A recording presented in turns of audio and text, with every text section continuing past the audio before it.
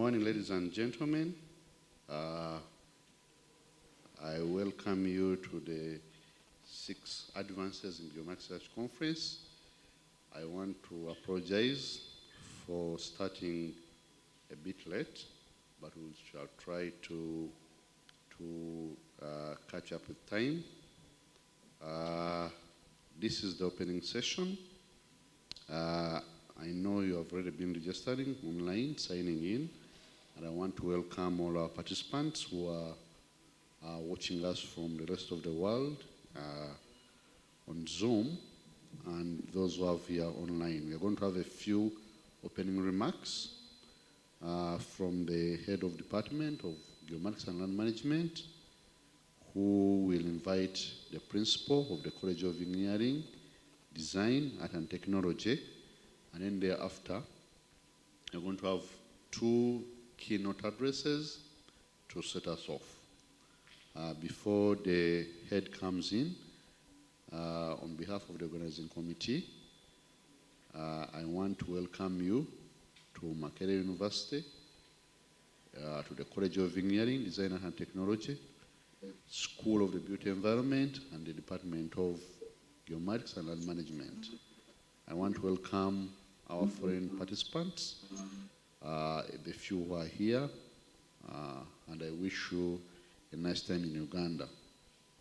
This conference comes against the backdrop of the COVID-19 pandemic that is still ravaging the entire world.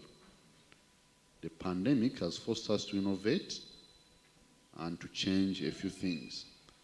Those of you are aware, normally our conference takes place at the beginning of August, but because of the pandemic, we had to postpone it, and we have also had to hold it in an hybrid fashion, whereby we have a few participants physically here, and most of our participants are online via Zoom and YouTube.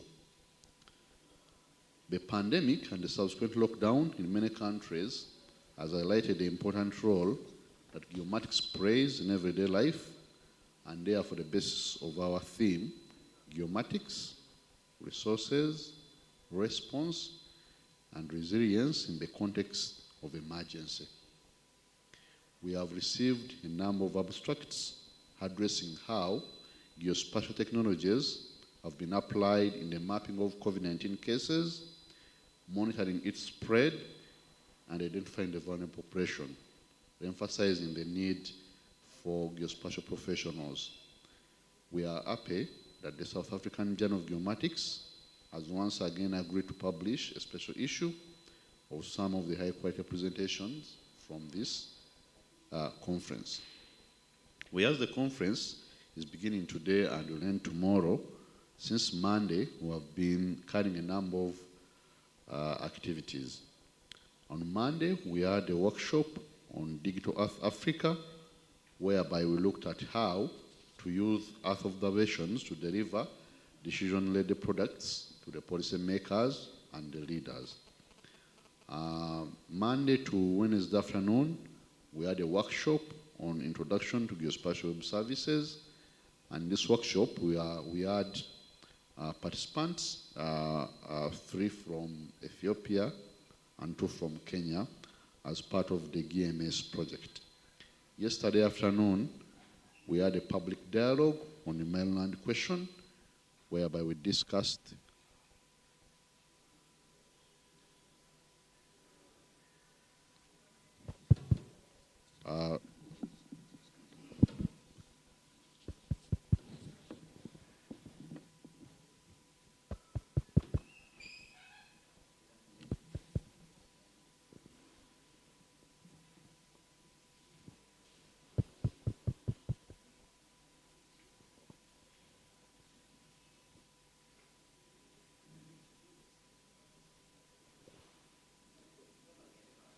okay.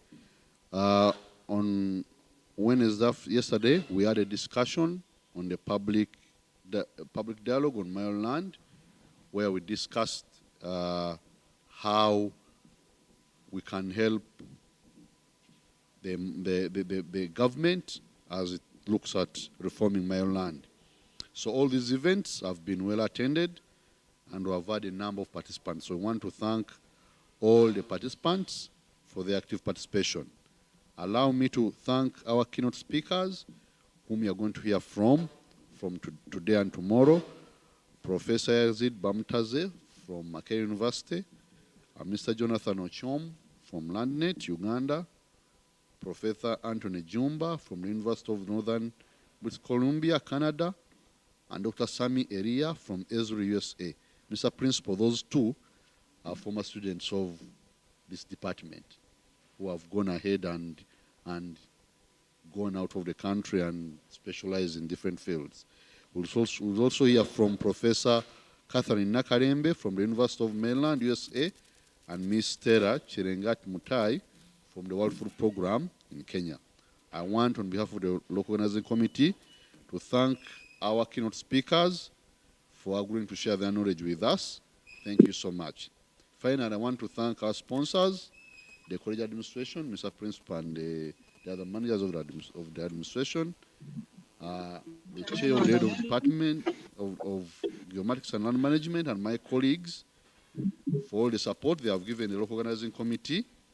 And I also want to appreciate our students who are volunteers, who are manning the Zoom, the YouTube, and everything that we need to have this hybrid conference. And I thank you for tirelessly working to ensure that we have this conference. Finally, I want to wish all of you, from where you are, a wonderful 2 days of learning. Let's use the chat room as often as we want, and let's get to know each other beyond simply the conference. Thank you for participating in this conference. I now invite the head of department to give our opening remarks. Thank you.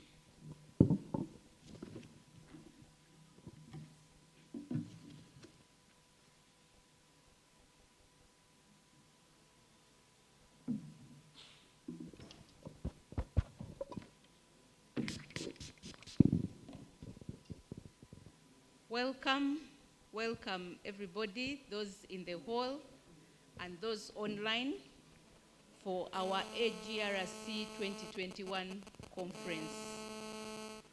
Now, the previous speaker, Dr. Sengendo, has almost preempted my speech, but nevertheless, I am here to welcome you for this 6th AGRC conference, a biannual conference that happens every 2 years and has been on since 2021.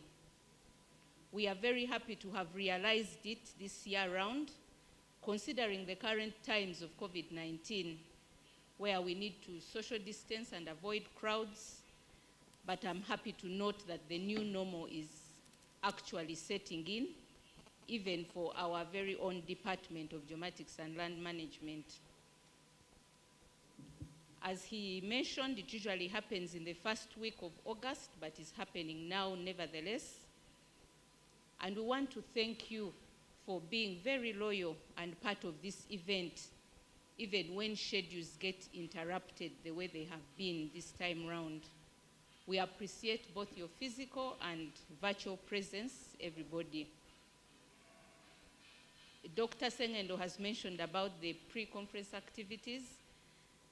We are happy to note that the participation has been so awesome. We have seen numbers beyond what we usually get physically, which is a bit self-explanatory, but even then, we cannot underestimate the value that this conference brings to each and every one of you. The climax of yesterday, we had over 300 participants at that public dialogue. We want to appreciate the experts that were part of the panel for their time and for the knowledge that they shared with those that tuned in the various spaces. So this 2-day conference is the climax of the week activities, and you're all very welcome. I continue to thank everyone who is a part of this organization, but I would specifically like to appreciate the team that is behind the scenes of what has transpired since Monday. The team has been headed by our very own Professor Anthony Gidudu. I'm sure you'll see him now and again. Plus students and members of staff, we appreciate all that you have done to put this thing together. I would also like to thank our sponsors. I would mention just a few, but we really, really appreciate what you have done and what you have kept doing since we conceptualized this conference. We want to thank CEDA, EU, African Union, Data Grid, Games Africa, RCMRD, ISU, and all of you. We treasure your collaboration with the department, and we are happy to associate with you. Thank you once again all for coming. I would like to urge you to share the link with all your colleagues, because this is the new normal and we had better get used. There's a lot that we are going to share during these 2 days, and it is not something that you should take for granted. So thank you again, you're most welcome. And without further ado, I would like to invite our principal of the College of Engineering to also welcome you in his capacity. Thank you.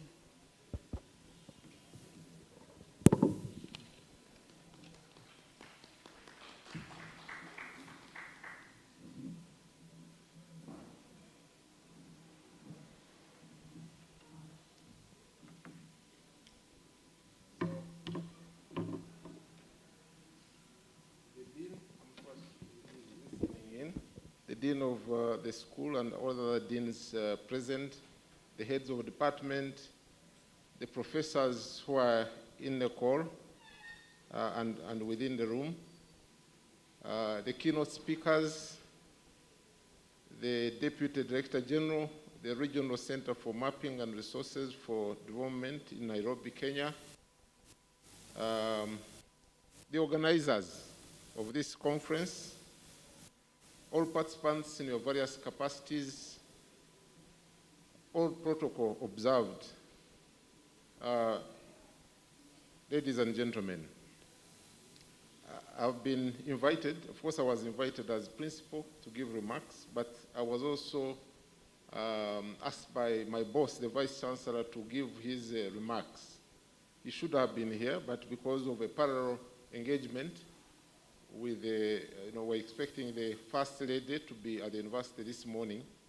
That's where he is. So I'll just give a few remarks on my own, and then I read the Vice Chancellor's speech. And without wasting time, I want to thank the organizers and the department for championing this conference. I know this is the 6th conference, and we've had it over a period of time. So it's a good culture of sharing the knowledge that we have. I've quickly looked at the abstracts, and there are very many.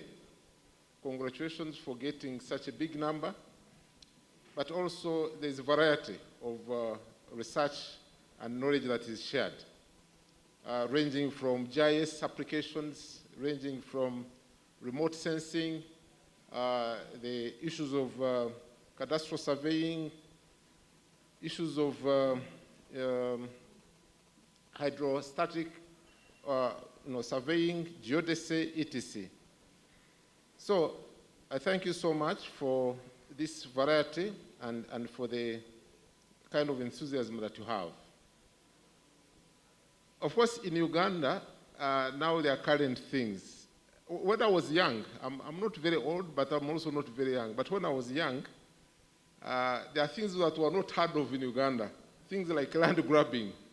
Land grabbing now is a common, I think it's going to be in our vocabulary for some time. And every day it's increasing. Things like forged titles. Today, in today's vision, the heading is forged titles, land titles that are being cancelled. Things like boundaries of countries. Uganda have had a few challenges along our boundaries. You remember Kenya, the Mijingo issue. You remember the Rwanda. Rwanda, we had disputes there. Even Congo, we had disputes. Even Zaire. So I think apart from Tanzania, all our neighbors will have some disputes to do with the boundaries. So therefore, the issues of surveying, and this involves surveyors definitely, and the issues of surveying are very pertinent, and we need to find long-lasting solutions to them. But of course, some of these challenges cannot just go away easily, like the issue of boundaries. Even countries like, the very old countries like Israel and Palestine, up to now, they're still fighting over small strips of land. These are biblical countries. Uganda is not mentioned anywhere in the Bible, but Palestine and Israel are there. But you can see they are still fighting over those issues. So I think the conference is timely, and will address many of these things so that we're able to find solutions. Now let me read the Vice Chancellor's message, and I'll read it verbatim. It gives me much pleasure to welcome you all to this 6th edition of the Advances in the Geomatics Research Conference 2021. As we all know, this conference is being held against the backdrop of the COVID-19 pandemic, and the fact that this conference is successfully being hosted is evidence of resilience in the face of emergency. Without doubt, the conference theme, Geomatics, Resources, Response, and Resilience in the context of emergency, epitomizes this fact very well, and comes at a time when we need to harness our collective efforts to address all manner of emergencies, from the COVID-19 pandemic to challenges of climatic change, poverty, water quality and access, education, land rights, etc. I'm glad to note that the conference will provide a platform on which geomatics resources, responses, and resilience will be discussed. At this point, I would like to acknowledge the generous sponsorship of GMES and Africa, whose support has facilitated the training of graduate students in Uganda, Rwanda, Kenya, and Ethiopia. I'm glad that the students are here to share their research. GMS and Africa sponsorship also supported the training of geospatial web services, an increasingly important topic as we seek to promote the sharing of data and information across various platforms. In a special way, I would like to mention Digital Earth Africa, who sponsored a workshop on their products and services. At Makerere University, we share similar aspirations with the Digital Earth Africa of leveraging Earth observation to address the social, environmental, and economic changes on the continent, with the aim of developing an ecosystem for innovation across sectors and across the continent. It is my earnest desire that we can forge areas of collaboration going forward. I also would like to acknowledge and thank CEDA for their consistent support to the university at large, and this conference series in particular. As has been mentioned, this is the 6th conference series, and CEDA has been on our side supporting research and scholarship in various geomatics areas. Without doubt, this conference series will remain one of the flagship legacies of CEDA. We have several other stakeholders in private practice supporting the conference, and I take this opportunity to appreciate their partnership. At this juncture, I would like to acknowledge DataGrid, International, Geomic, and SPs for contributing to the success of this conference. As we can all observe, the COVID-19 pandemic has affected us in numerous ways. Most obvious, for long we have not been able to meet physically And as a matter of fact, this conference was postponed due to that challenge. That said, the pandemic has forced us to explore new spaces. Whereas this has resulted in new challenges, it also has granted us new opportunities. I'm glad to learn that the Digital Earth Africa workshop held on Monday hosted over 100 participants across the world. Previously, this would not have been easy to accomplish. The online training workshop managed to attract about 60 participants. I'm also meant to understand that the public dialogue on Maryland question had over 300 participants. The other opportunity I would like to recognize in this conference as a result of the new circumstances is the ability to host keynote speakers and presenters from across the globe, something we didn't think of before the pandemic. We have people from Canada, as far as Canada, and the US. These are new challenges we are facing, but there are also new opportunities available to us. Our hope is that as a college and university, we shall leverage these opportunities to ensure that our teaching, research, and collaborations result in global impact.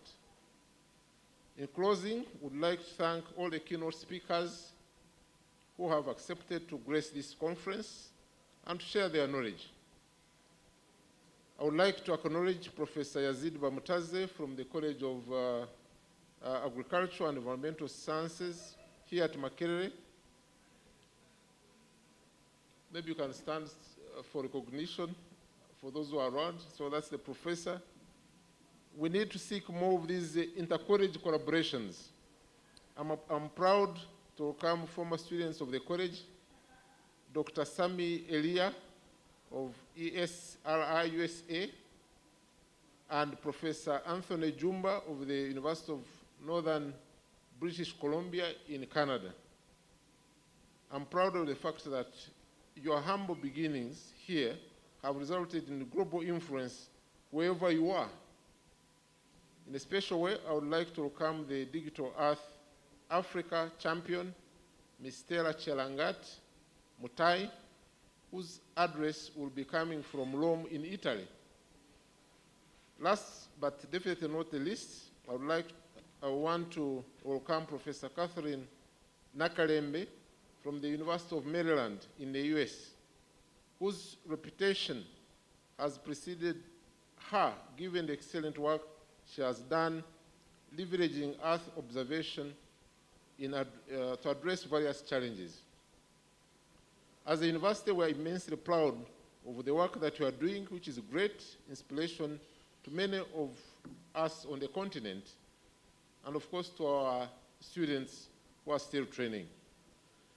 We look forward to your presentation, and with these few words, on behalf of the Vice Chancellor, I take this opportunity to declare the 6th conference, Advances in Geomatics Research Conference 2021 open, and I wish you nice deliberations as we build for the future. Thank you very much.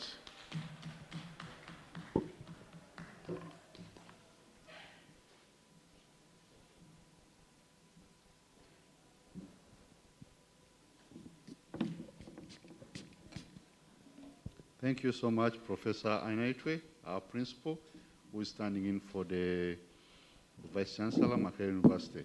Without wasting more time, I now invite Professor Yazid Bamutaze to come and give us the first keynote address.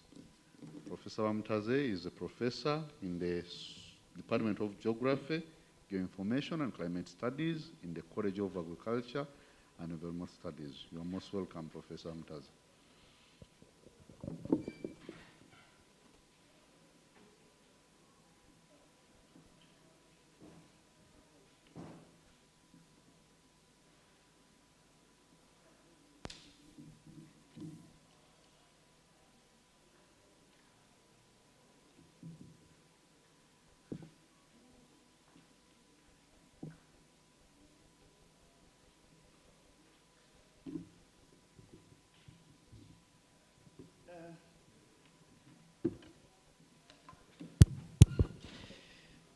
Thank you very much, MC, for the nice introduction. It was also gratifying to hear those nice remarks from the principal as well as the Vice Chancellor pertaining to our contribution, I must say modest, to this conference. But as noted or observed in the remarks of the Vice Chancellor and indeed the Principal, coming from the Department of Geography, Geoinformatics and Climatic Sciences, we have had at departmental level a very, very close working relationship with the Department of Geomatics and Land Management, if we can take it at the lowest scale, that lowest scale being a department rather than a college. But of course we know when it starts from there, it's also a great opportunity to see the colleges working together. And if we take that at a disciplinary level, in this case talking about geomatics or geoinformation science or GIS science, we obviously all know that it is cross-cutting. Those two departments can take the lead in terms of the technology, but when it comes to applications, they are as wide as the 10 colleges of 10 colleges, including the school of this university, and they are as wide as any application or any need outside there in society, whether you are talking history, whether you are talking heritage, whether you are talking roads, whether you are talking environment, whether you are talking health, whether you are talking people in all dimensions. We all know that the science or the technology is applicable. The technical people, when you are ready, you let me know. So with that in mind, it's always a pleasure, Principal, to participate in these conferences, AGRC conferences. And it's quite rewarding to note that it moved from a baby. When you talk about the 6th AGRC conference, that's already 12 years or 13 years.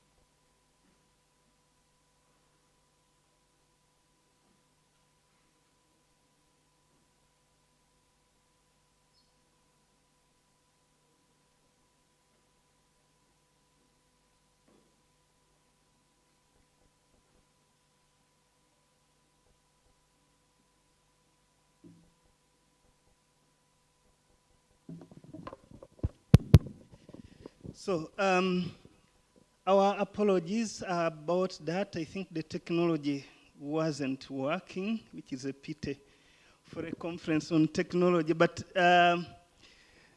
back to what we have to do this morning, I was just starting by appreciating what our colleagues here have done by way of sustaining this conference over a period of 13 years.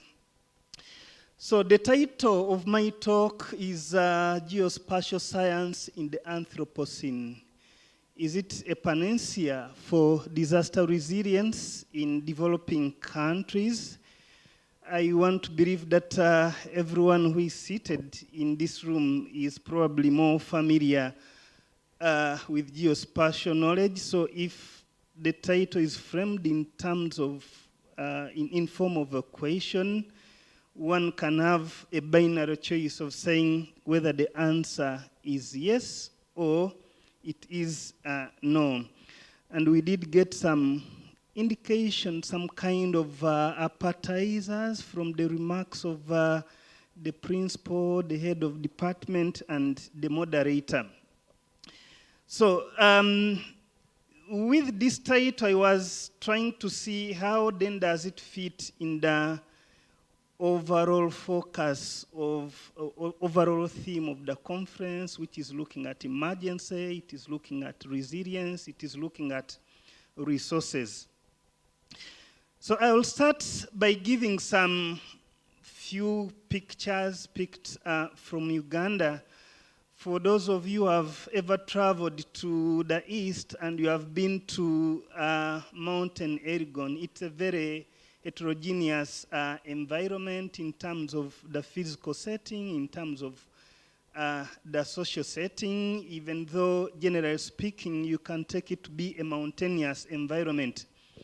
But if you have been to the areas of Kwen or Kapchora, then you get to those areas or those settings where clearly the issue of degradation can be observed on the landscape. And when you speak to the communities, they are quite surprising.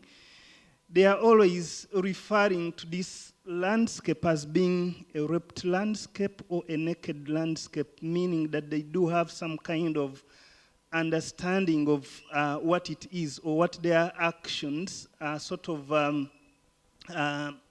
changing that specific landscape.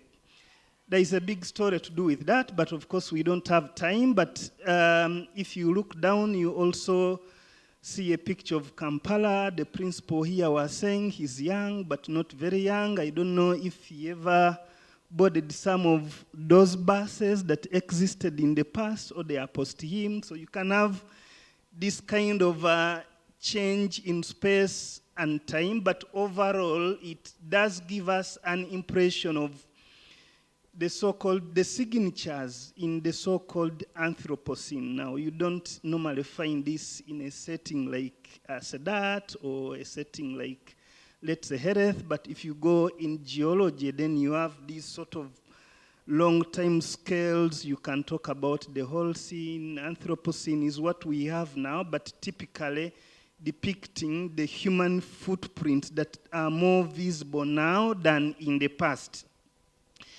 So then, these are just examples, but there are very many across the world. The question we can ask is that with these changes or with these signatures of the Anthropocene, what's the role of geoinformation science?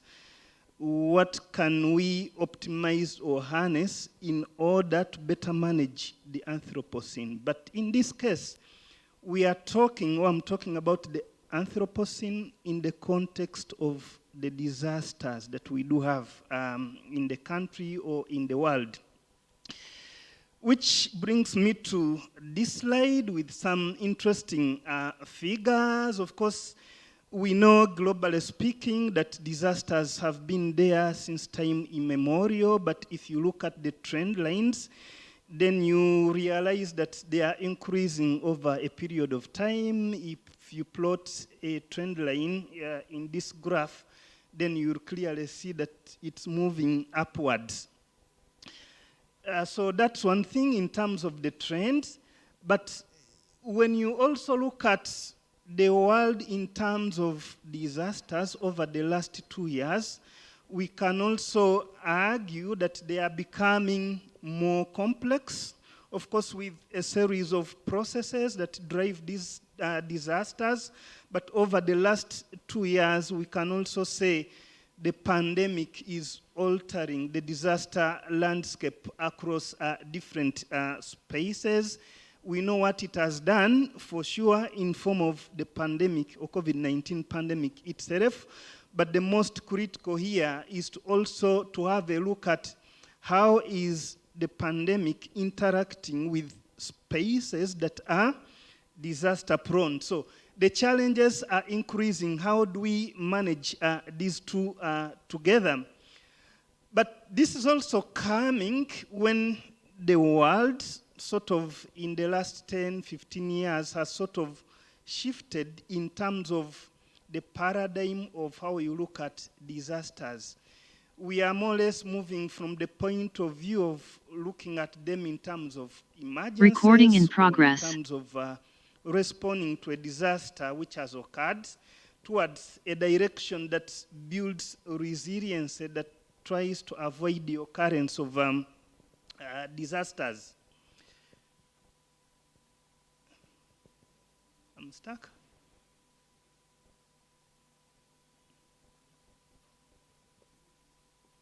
Okay.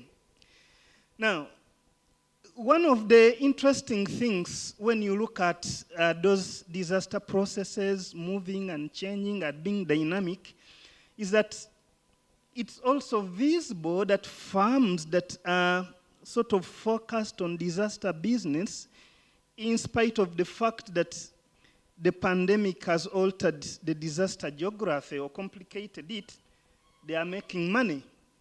One of the interesting things, there is a firm, a German firm called Munich Re. If you are in the disaster science, maybe you have read about their reports.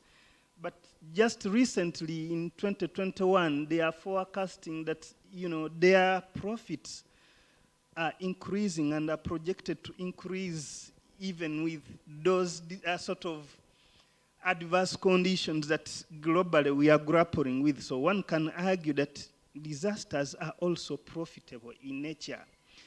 So moving from that, we need to pick some kind of important messages just from the geographical dimension. This is a global map depicting the risk in different continents. There are some facts that are clear that we have known in time and space, that most of the developing countries are the most vulnerable. So this is just mapping people and where they are and the risk that is attached to those populations. You can now go to issues of vulnerability. You've had the map of the overall risk, and then we can come to vulnerability, looking at people and their capacities, and the geography is more or less the same. Africa and Asia are more in the adverse situation there.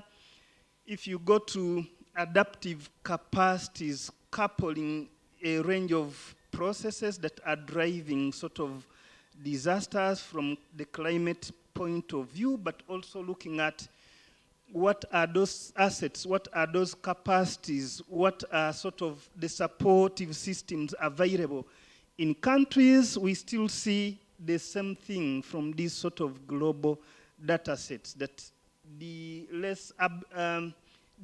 adaptive capacities are more or less in countries that are developing. So that gives us some kind of a snapshot to understand where do we have disasters, more disasters, where do we have more vulnerable people globally. But if you talk about disasters, you need to conceptualize it very well, because many times anyway, you hear people talking about disasters more or less in an erroneous perspective. So what do we have to do? We can pick this sort of simplified conceptual framework, when we talk about disasters, really we are talking about 2 or 3 things. One, you need to have a hazard occurring before you can talk about a disaster. So you have that as a component. And then secondly, disasters are always happening in areas where you do have vulnerable people, those who cannot support themselves, those who cannot do certain things. So conceptually speaking, then we say, if you talk about disaster, then you have the hazard, then you have the vulnerable community. Once those 2 sort of come together, then you know that in a given geographic setting, you have a high risk of a disaster taking place. And once the risk is realized, then it translates from being a risk into a disaster situation. Therefore, what does it mean to talk about disaster resilience within this conceptual framework? Disaster resilience, therefore, must be approached from understanding these parameters. If we can enhance the capacities of people, we are lessening their vulnerability, and therefore they are becoming more resilient. If we are able to minimize the impact of the hazards that are occurring in given areas, then we are also contributing to building the capacities or the resilience of people. In that case, therefore, it's not a case of saying in Uganda we have a landslide, or we have floods, or we have earthquakes. The presence of landslides themselves is not enough to speak about disasters. If you had a very huge landslide occurring in the slopes of Mountain Elgon, and you don't have property and you don't have people in that area and the like, you can talk about a hazard taking place, but you cannot speak about a disaster taking place in that area. It can only be a disaster when you have vulnerable people or assets that have been affected by those processes. Which now brings me to this slide here, that when we speak about disasters, first of all, we have to understand the risk, which is computed from the point of view of the hazards, but also from the point of view of vulnerability. And we have this inform index, which is calculating the risk of countries with respect to a range of parameters, but which generally fit within that conceptual design. So you're looking at the hazards occurring, you are looking at exposure. So in exposure, there is a likelihood of a flood taking place in this area, but are there people in that specific area that is prone to floods? Then you can quantify and see what is at exposure. You can look at vulnerability. You can also evaluate the coping capacities. It gives you more or less the same picture as we saw below, but maybe what we have to do is to downscale this to Uganda specifically. If you're looking at the inform risk, then you have a range of these factors that have been calculated but fitting within that broader design to understand what are the hazards, how vulnerable are the communities, and what are the capacities. And Uganda has a number, the inform index of 6. It's from the bottom, it's around 21. I think it's 21 from the bottom. Anyway, the bottom line here is that the risk is much higher for obvious reasons that we know, either from the hazard perspective, interacting with the communities in different areas. It's not very difficult to sort of predict what will happen in future if you are looking at things from a macro level. Again, coming back here to Uganda, we know that a significant proportion of the hazards we get, which in most cases translate or drive towards disaster situations, can be categorized as hydrometeorological in nature. So hydrometeorological, you are relating them to what happens up there. Are you getting rainfall, and how much rainfall? then you know the rainfall can either drive floods or it is driving landslides. But if they also fail, then you can talk about drought. All those can be bundled together as hydrometeorological hazards. So if you look into the future, these are images of projected changes in climate over Uganda using different concentration pathways. In other words, projecting what is likely to happen in future. Now, what you see clearly here, again at the macro level, is that it's projected that Uganda is likely to become wetter, okay? Now, if most of your hazards that are translating often into disaster are hydrometeorological in nature, then the question is if you're going to have increasing water availability over the space of Uganda, are you going to be able to handle that if you have been failing to handle that under previous conditions?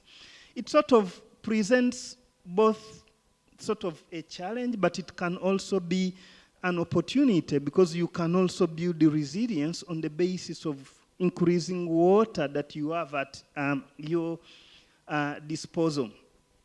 So in essence, we need to understand our communities, we need to understand our people, we need to understand societies and what they are doing. This is a picture highlighting things from Mountain Elgon, the livelihood structure or livelihood systems. If we can boost this and enhance their capacities and incomes, then we can make a contribution towards disaster resilience. Which brings me to this definition, a rough definition of resilience. Now, speaking in a room which is having people from engineering background, perhaps you are looking at resilience in a more different way when you are looking at the infrastructure. But in a broader way, there is some kind of convergence that in simple terms, we are looking at capacity. Can people withstand the occurrence of certain events? If they can't withstand, are they able to recover in a short period of time and go back to their normal situations? Once they lack those elements or those tenets, then we know we are dealing with vulnerable communities. We can pick some kind of global parameters or indices that can still give us an indication of resilience at the country level. This is just a comparison. These are not ranks where you have numbers, but it's just picking a range of countries from Africa, so you can look at the GDP for the country. If it is low, then you know that at the country level there are some things that are limited. You can look at the Human Development Index. These developed are generated by the UN more or less annually. You can look at the Inform. I have already spoken about it. The higher the number, the higher the risk. We also have the Gain Index here, which is looking at issues specific to climate change, but also bringing in aspects of vulnerability. We have the Sustainable Development Goals, and we can look at how countries have been performing with respect to the different targets. Then we also have the CRI resilience, again, more focused on the climate. Now, with all this, of course, we can make some kind of compound calculations. If I was now putting ranks, I should be able to situate all these countries and rank them. But bottom line is that if you're looking at all these, then our countries are still at that level where they need to pull up the socks. Which now brings me to the Sendai Framework for Disaster Risk Reduction 2015-2030. So the overriding global agenda here is to build resilience and reduce the adverse impact from disasters. when you look at the global development agenda, you can pick out maybe 3 important sort of processes or components. Broadly speaking, we do have the Sustainable Development Goals, 17 in number, 169 targets. We have the Paris Agreement. You are familiar with it. The idea there is to try and keep the temperature rise thresholds within a range of 1.5 to 2 degrees centigrade, which links nicely to issues of these hydrometeorological sort of disasters. And then we come specifically for issues of disasters. We have the Sendai Framework for Disaster Risk Reduction, to be monitored for a period of 15 years, starting from 2015 to 2030. If you interrogate the Sendai Framework further, because that gives us more or less the vehicle, a very specific vehicle, moving towards improving disaster resilience. What do we see? We have 7 sort of targets here. The first 4 targets of the Sendai Framework are more focused on reducing something. So when you talk about the first one, you are looking at reducing the mortality rate. And we have baseline data, or it's based on baseline data. Between 2005 and 2015, we were working globally with the Hugo Framework of action, so a lot was collected. So from there going upwards, we are dealing with the Sendai Framework. So when you talk about the first one, the first target, which is focusing on mortality, you want to see people who are dying from disasters, disaster-related events between 2015 and 2030.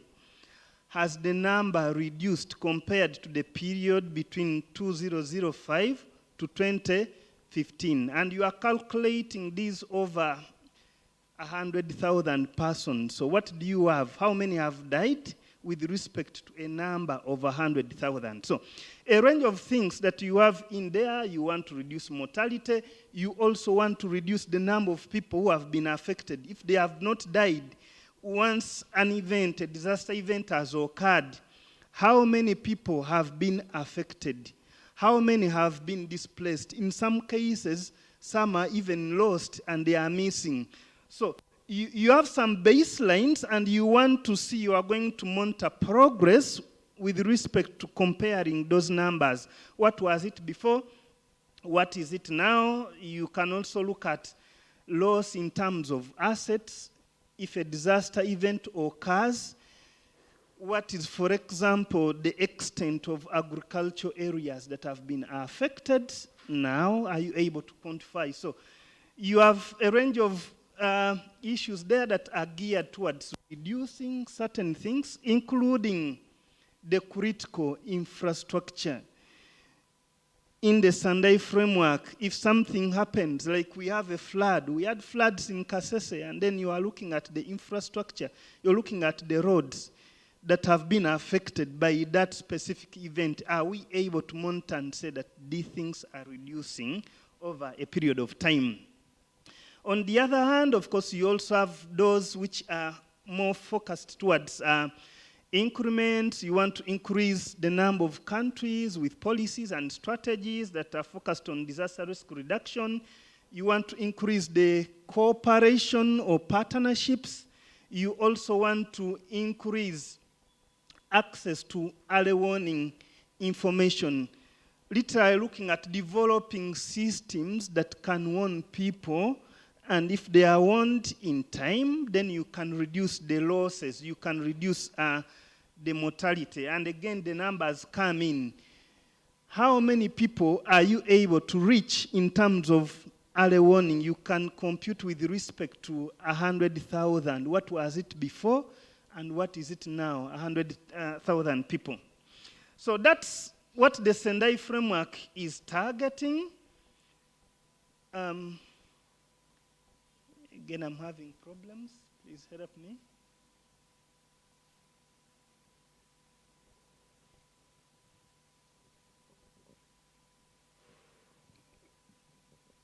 Okay, thank you very much. So that's the target. Now, when it comes to technology, geospatial technology, we also find that the Sendai framework is very, very explicit on harnessing geoinformation or geospatial science in addressing a range of issues that could be in form of risk assessment, it could be in terms of providing real-time information, it can be in form of building scientific capacity in the use of geoinformation science, it could be in form of dissemination of information. So geospatial science is nicely captured in terms of how can it be utilized to facilitate countries to realize those targets and goals under the Sendai framework. Now, moving from there, of course, we know that geospatial science and technology has evolved over time. This is having so many components, but it is not exhaustive in nature. The technology has developed from the sense of data, science, users, business, and also taking it to scale. These days, even when you have your smartphone, clearly, you can utilize science technology. And we can also look at it from the point of view of the increase in importance, but literally here looking at the entire ecosystem from the technology to the business angle, and that also takes you to other sort of drivers of the utility and getting the application to a higher level. You can now talk about Internet of Things, artificial intelligence, and geospatial technology, cloud computing, wireless and broadband issues, as well as big data. So if we couple this sort of entire architecture, then one can believe and can be convinced that really, if we were able to optimize and maximize it, then we would be making a very huge contribution towards society values, building the capacities of people, getting the technology to the end user, or in the disaster risk management sort of language, we always talk about the last mile. That last mile person is not Professor Gidudu, but perhaps his grandmother somewhere there in the village. Is he able to benefit from this sort of technological growth? And many things, again, this is not news if you are looking at it from Earth observation angle specifically, or satellite remote sensing. We also see many, many developments that have occurred over a period of time. Which now brings me to this question. With that knowledge, with that understanding, and with those opportunities, one could ask that, have we optimized geospatial science for disaster resilience in Africa? It's a big calling, or it's a big question. In the light of adequate data, you cannot answer it directly, but we can pick out some elements that can give us a little bit of an understanding of how far we have traveled. But we can start with what one can take to be the basic geography. If you are speaking about things from the scale of Africa as a continent, then we must appreciate that it's a very huge and heterogeneous continent that can swallow many big powers if you are looking at the size per se, and that's what you have here. But with respect to the technology, we are also seeing, maybe the slide is not very clear here, but we know that over a period of time, African countries are increasingly interested in space science, and there are so many that have sent missions up there. And I think whether it is this year or last year, Uganda was also announcing that it wants to go in this business or this science. So we are looking forward to including Uganda in that.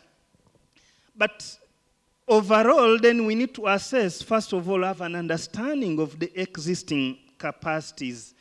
And here is some work, I forgot to put the source here, but here is some work done by Professor Sehai Woldai, and it's published in 2020. He is a member of the African Association of Remote Sensing, and I know there are members who are present here in this room.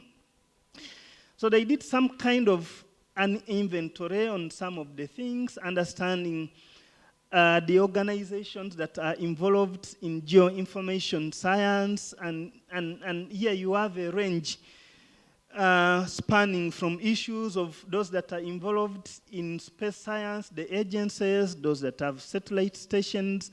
You are looking at existence of associations, whether they are national or they are regional, and a range of things, including sort of academic institutions. In here, you get some data that is projecting the academic institutions that are involved in training geoinformation science, either at certificate level or at master's level or at PhD level. And the graph is not clear on the slide, but Uganda is somewhere there with some information which was picked, and of course includes Makerere University. So, where are we? I want to just highlight a few things here since the moderator is warning me. So when you look at what has been done, one can argue that when you look at things in time, if you do a temporal analysis, then you realize that in Africa, it's no longer a case of data, it's no longer a case of softwares. Those who were there 20 years ago were paying high amounts to get a Landsat image. We are paying stupid money for these softwares. We still pay, but in relative terms, the rates have gone down. And we do have systems, Earth observation systems that have been developed. Even here at Makerere, we have the GeoNetcast or EO systems where you are able to get huge amount of data, remotely sensed data, that you can utilize to do assessments for DRR. We have gone into the business of unmanned aerial vehicles, and you have an example here. My colleagues say in Sedat we already training people, building capacities in the use of UAV in terms of infrastructure monitoring. And when you talk about infrastructure, then that fits well with target 4 of the Sendai framework for disaster risk reduction. If you are able to monitor, then you can provide information that can sort of help in reducing the impact on the infrastructure. We have so many portals that are available. So if you say, I don't have the techniques of doing this myself, you could go to some existing portals and pick some data which is already existing. We've had studies at continental level. This is an example from South Africa based on the work of Walls, where he was monitoring progress towards the Sendai framework, specifically looking at target C, which is looking at what can be lost when a disaster occurs.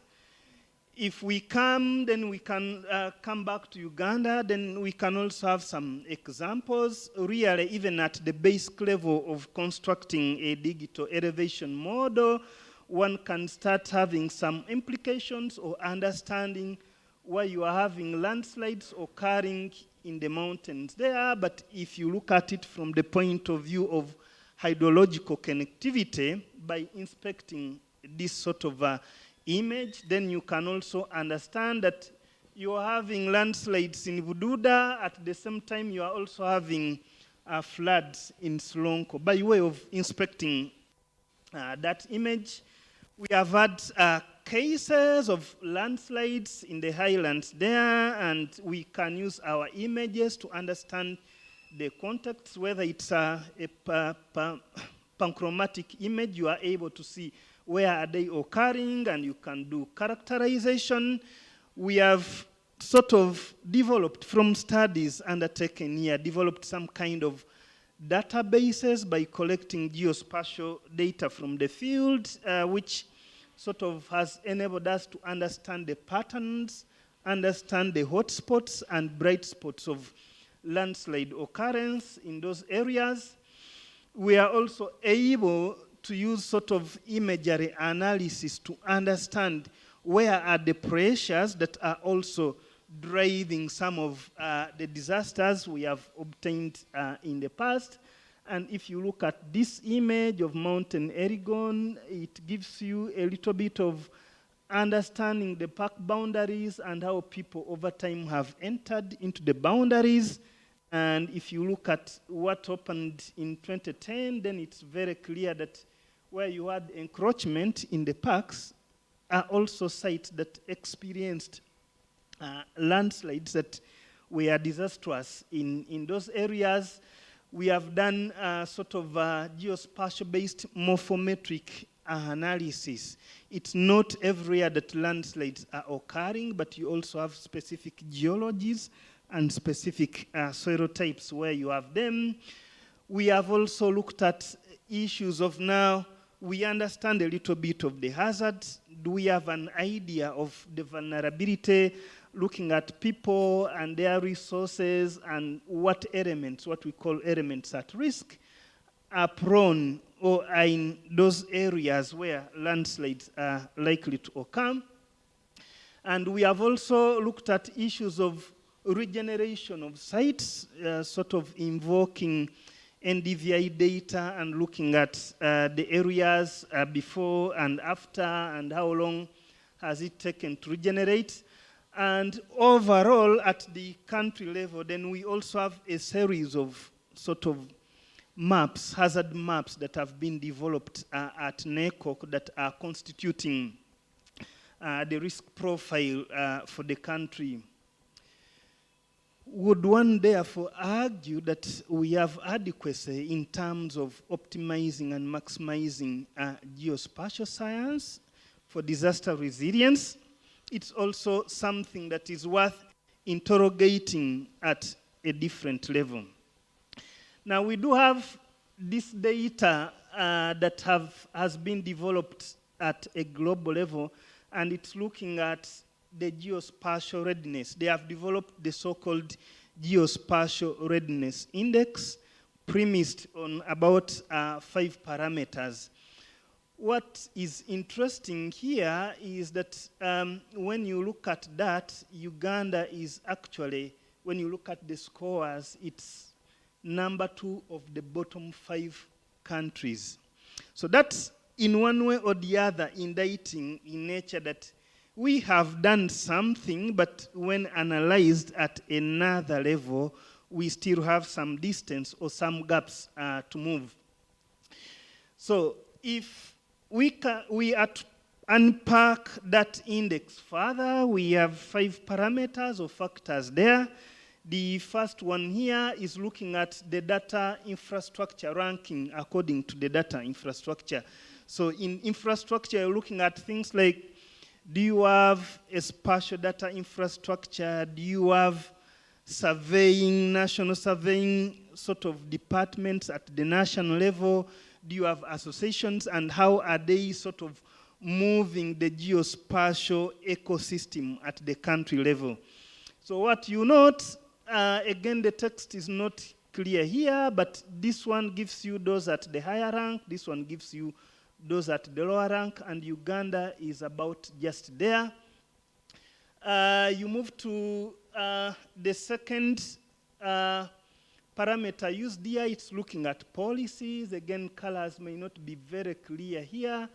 And then we can look at the spatial distribution of countries. So policies that can aid the implementation of geospatial science that are driving the process at the national level.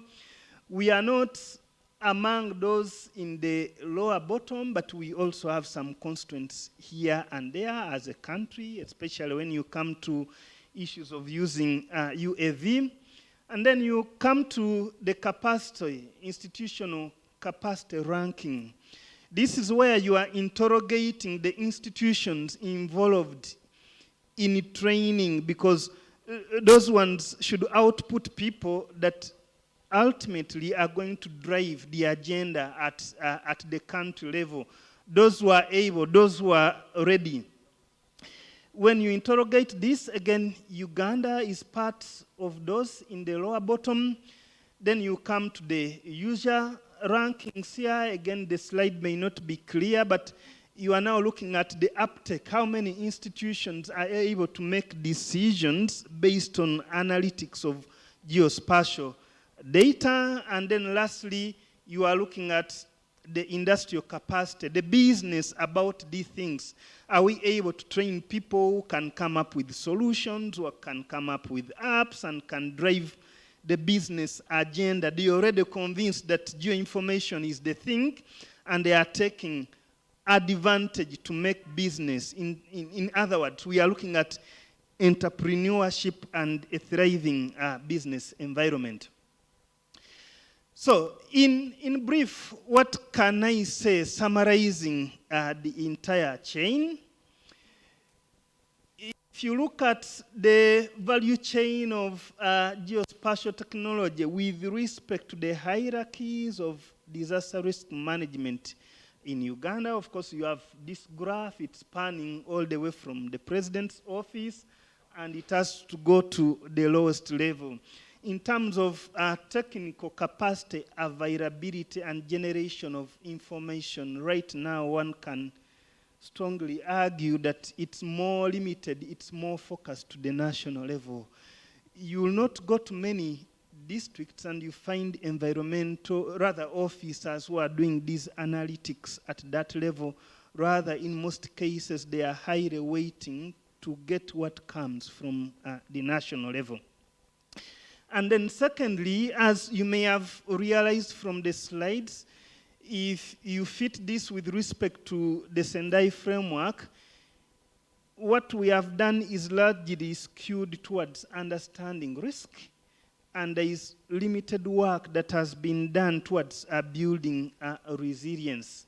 There is this more attention given especially to early warning systems and optimizing that and harnessing geospatial technology to make sure that those people who are in exposed areas can always get timely information that can help them. And then obviously, then we are talking about the lack of effective harnessing of data science to enable us reach the last mile. Again, last mile is not the technical officer involved at NECOC or a person technically present here at Makerere who can do the analytics. It's that person who is in Soroti who has to understand that in the next 24 hours, a flood is going to occur and you are located in an area that is likely to be impacted by the occurrence of that slide. So where is the problem? Of course, when you interrogate this, you can find so many causative factors to that distance which is there, but we do not have time to go into that. What one can observe by way of this graph is that we have the technology which is rapidly sort of developing. One can argue that the technology is developing at an exponential rate, and the capacities we are building are just that they are maybe a little bit linear. So with that in mind, then you have sort of this increasing gap over a period of time. But when you look at this graph here, it is also promising in time, again, the numbers are not clear, but it's giving the growth of the industry between 2013 and 2029. Then you realize that the geospatial industry has been rapidly increasing and now valued at about 439 billions in 2020. So that sort of puts us in a situation that we can lament about these things, but there is also an opportunity which we need to sort of harness and maximize and make sure that we can benefit from this. Now, if you go again to the conceptual definition, by way of getting people also in this business, you are providing opportunities, which opportunities will cascade up to the lowest level and can boost resilience. If you can get a graduate here employed and is getting money from this industry, you'll be sure that he's sending something back to the villages or back to the areas and making a contribution towards that resilience. So we have quite some spaces that we need to fill, which spaces now for us who are here and are involved in the business of capacity development, we need to do something bigger than what we are doing. Those who are outside there at the policy level, they need to do some things much higher than what they are doing presently. And in so doing, then we can broadly at the macro level move towards disaster resilience in all aspects. The mic is no longer working, but it's working now. People can hear me. Okay, so I can abandon it. Then it's not working. Okay. Now working.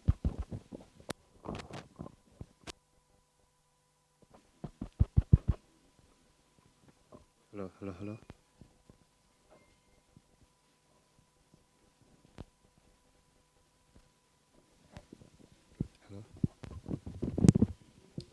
So anyway, if they are not hearing me, at least they are seeing the slide. This is the last slide. This is the last slide I think I have, just to summarize a few things. That looking at this from the point of view of Anthropocene, of course, we can say that the human footprints, terrestrial footprints are there, and they are increasing, and those footprints in some areas are driving sort of at the disaster geography. There has been some increase, there is increase in geospatial science, but our utility of this is still suboptimal. The technology is growing more than we can handle, so we need to learn our source. Hello, hello, hello, hello, hello. So, and then some infrastructures do exist, but again, we need to enhance these to make sure that we are able to make a huge contribution. You also see most of the work that we have done in Uganda, but indeed in Africa, is limited at scale. You find more of the work at micro or small scale rather than those that are bringing out things at a higher level. We need to enhance the enterprise development premised on geoscience technology and build the necessary partnerships. Now, some of these things cannot be fast-tracked, so we have to be patient, but if we have the will and the dedication, then over a period of time, I'm sure we are going to be there.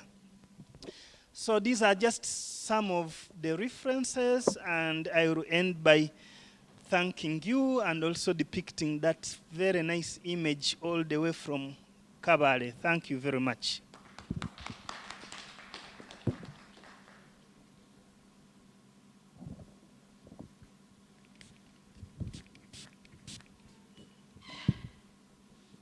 Thank you so much, Professor Bamtaze. You can take a seat here. for this keynote address.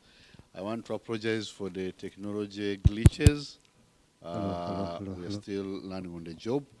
I learned one thing, and that is important, that disasters are also beneficial in nature, that you can actually make some money from disasters. We normally look at disasters as simply a disaster, but that is important. Because of time, I'm going to ask you to keep your questions. We'll address them once. Now I want to move from the angle of Professor Amtaze to go to another angle which the principal and the VC talked about: land grabbing, evicting people, and we have Mr. Jonathan Ochom, who is acting executive director of LandNet Uganda.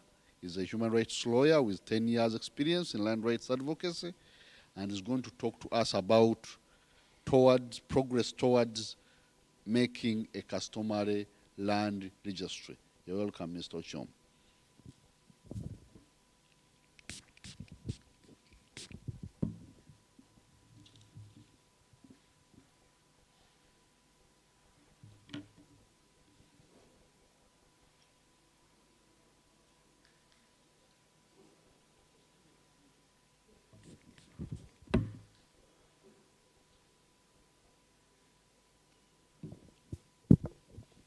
Thank you so much. Thank you so much, Dr. Sengendo, for the introduction, and to the conveners of this event for inviting us to be here today. Distinguished participants, ladies and gentlemen, congratulations to the conveners upon putting together this conference. When I received the invitation a couple of weeks ago, it clearly indicated that I'll be making an address. And you know, as a lawyer, we are always careful with words. When you talk about an address, I think about, just coming to talk with talking points. When you think of a presentation, then we are keen to do a PowerPoint. I'm basically giving an excuse for not having a PowerPoint. So I do not have a PowerPoint presentation, but I hope that there'll be power in the few points that I might present here today. It's interesting to be here because, as lawyers, we always think we belong to a totally different world. So when you come and you see people explaining the intersection between 10-year security that I'll be talking slightly about, talking about land use, talking about disaster risk management, you realize that all these things sort of tie together. Because if you don't have 10-year security, chances are that your land use practices are going to be unsustainable. And we get all the problems that we're grappling with to this day. We're living in a difficult time, and I hope everyone is doing fine because of the pandemic. A lot of things have been disrupted. The land sector is obviously one of those that has been significantly affected. But I'm happy that we're here and sort of pushing on amidst such a difficult time. So when I was getting directions to this venue, I was telling Arthur that I didn't have the privilege of studying in Makerere because my first attempt at undergrad failed. When I made a second attempt to do a master's here, I studied for 2 months, and then Moasa mobilized its colleagues to go on strike. Then I recall the president closing the university indefinitely. By the time they reopened after 4 months, I had forgotten the first thing I'd learned in class, so I abandoned the course. But I hope that one time I'll come back to study here. I've been having discussions with Professor Musinguzi about the Masters of Science in Land Governance. I don't know how we've gone with it. I'm looking forward to undertaking that program. And today I'm just taking this opportunity to re-echo my request that please, I also want to be an alumni of this place, Anyway, so first accept our gratitude as LandNet for the invitation to share a little contribution towards land management in this country. For those who might not be aware, LandNet is a network engaged in research, advocacy, and capacity development on land, gender, and natural resource management. We envision a Uganda where land and its natural resources are used productively, efficiently, and sustainably. So I think when we talk about sustainable land use, we pull the connection with disaster risk management because there's a very close link between those. And we aspire as an organization to create an enabling environment for the effective participation of all stakeholders in the efficient use and management of land. Again, very key to our work is participation. We are a rights-based organization. So when you talk about human rights, talk about participation is a core principle of human rights-based approaches. And it's part of our core identity as an organization. And our work is buttressed by 4 strategic goals and enhance capacity development for land actors, to influence policy through research, influencing laws and policy through advocacy, and lastly, enhancing democratic governance and accountability within the land sector. Some of you might be wondering, what are the democratic and governance issues in the land sector? But you realize that the laws make many provisions. For example, equality. How do you ensure that men and women are involved in land management process, land administration process in this country? We talk about having at least 2 women in every district land board. Some people have problems with that. So we don't take it for granted that actually we're focusing on ensuring everyone participates in land management processes in this country because land affects all of us. So back to today's discussion. So we've been asked to talk about the progress for the establishment of a Kasumra Land Registry. And again, I was a little bit disturbed with the invitation because I was like, in the ordinary sense, this mandate squarely falls on the Ministry of Lands. But I'm happy that the good people at this school give land that level of respect and responsibility, and we take it in good faith. So in 2019, we designed a project, and we called it Laying the Foundations for a Kasumra Land Registry for Uganda. And basically, what we're trying to do is to spearhead advocacy for the establishment of this important infrastructure for Kasumra land administration. You realize that Kasumra land is the biggest in the country. Some figures put it at 80%. Some people argue it's 70, others think about 65%, 67%. I always struggle to get the actual figure on the amount of Kasumra land we have in the country. But I think the bottom line is that it's a dominant tenure in the country. Now, you have a Milo land registry, and how much is Milo land in this country? You have a freehold land registry. How much is freehold in this country? You have leasehold. All these are quote-unquote small tenures, if I'm to use that word, and have, I would say, the important infrastructure for their management. Now, we have the biggest tenure in the country that is left to operate on its own, if I'm to use that word.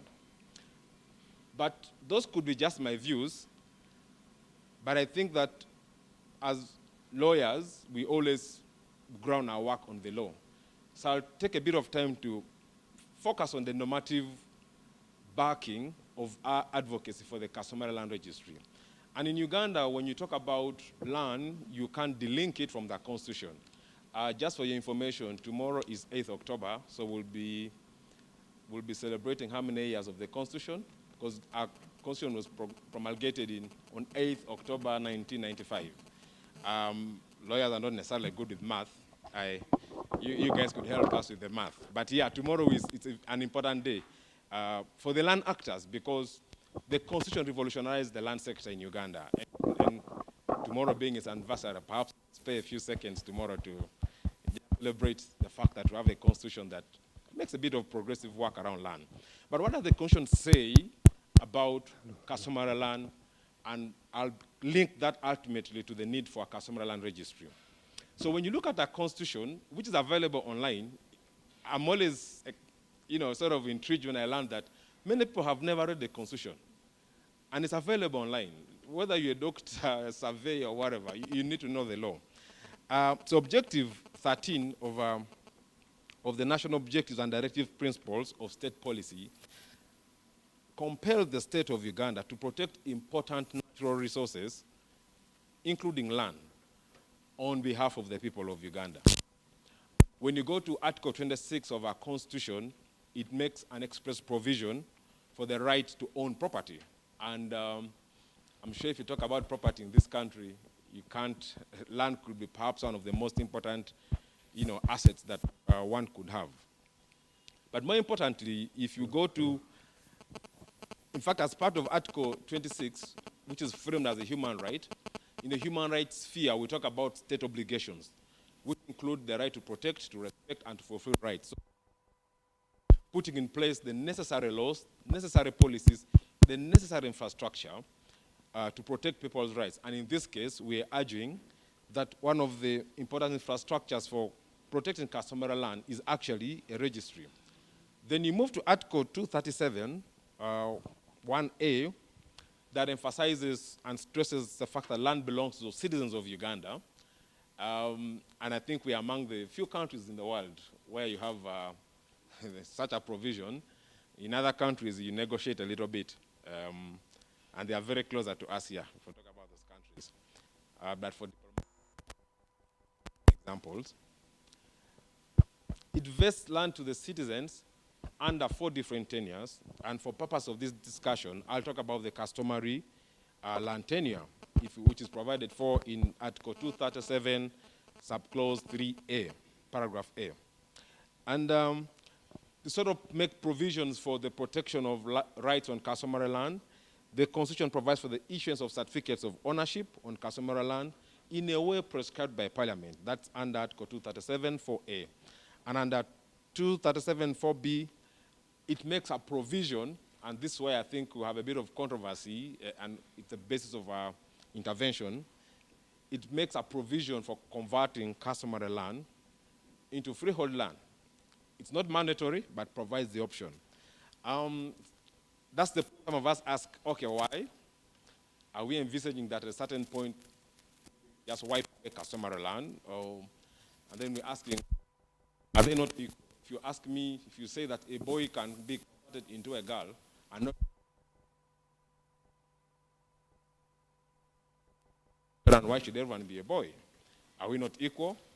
Those are questions that I'm sure people here, scholars here, are good at asking. They are, part of your work is to interrogate. Me, I'm just a simple lawyer. I fear academia. Yes, because I like reading simple stuff.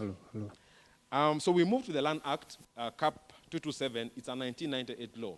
You recall that in the Constitution, they made a provision for a mandatory provision for the Parliament of Uganda to enact a law for managing land.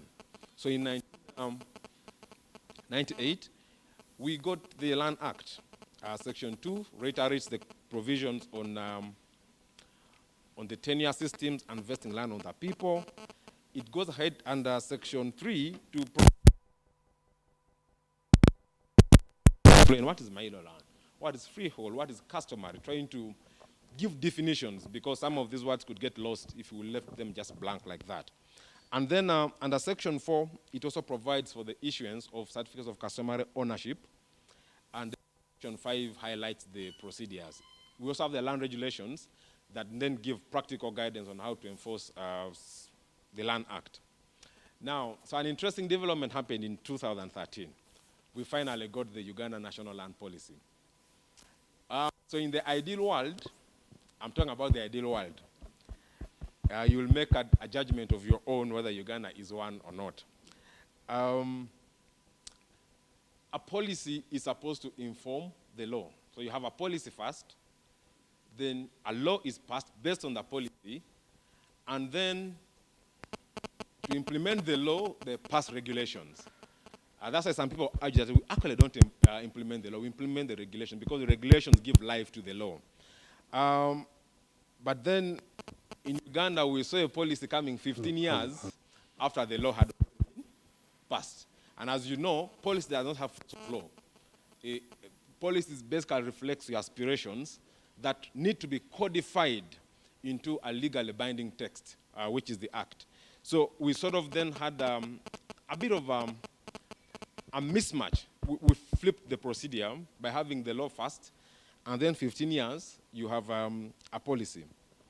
But again, policy also informs legal reform. So we can argue that perhaps the national land policy, much as it has come late, it now has the opportunity to correct some of the issues that were left out or that have been realized from enforcing the Land Act to this date.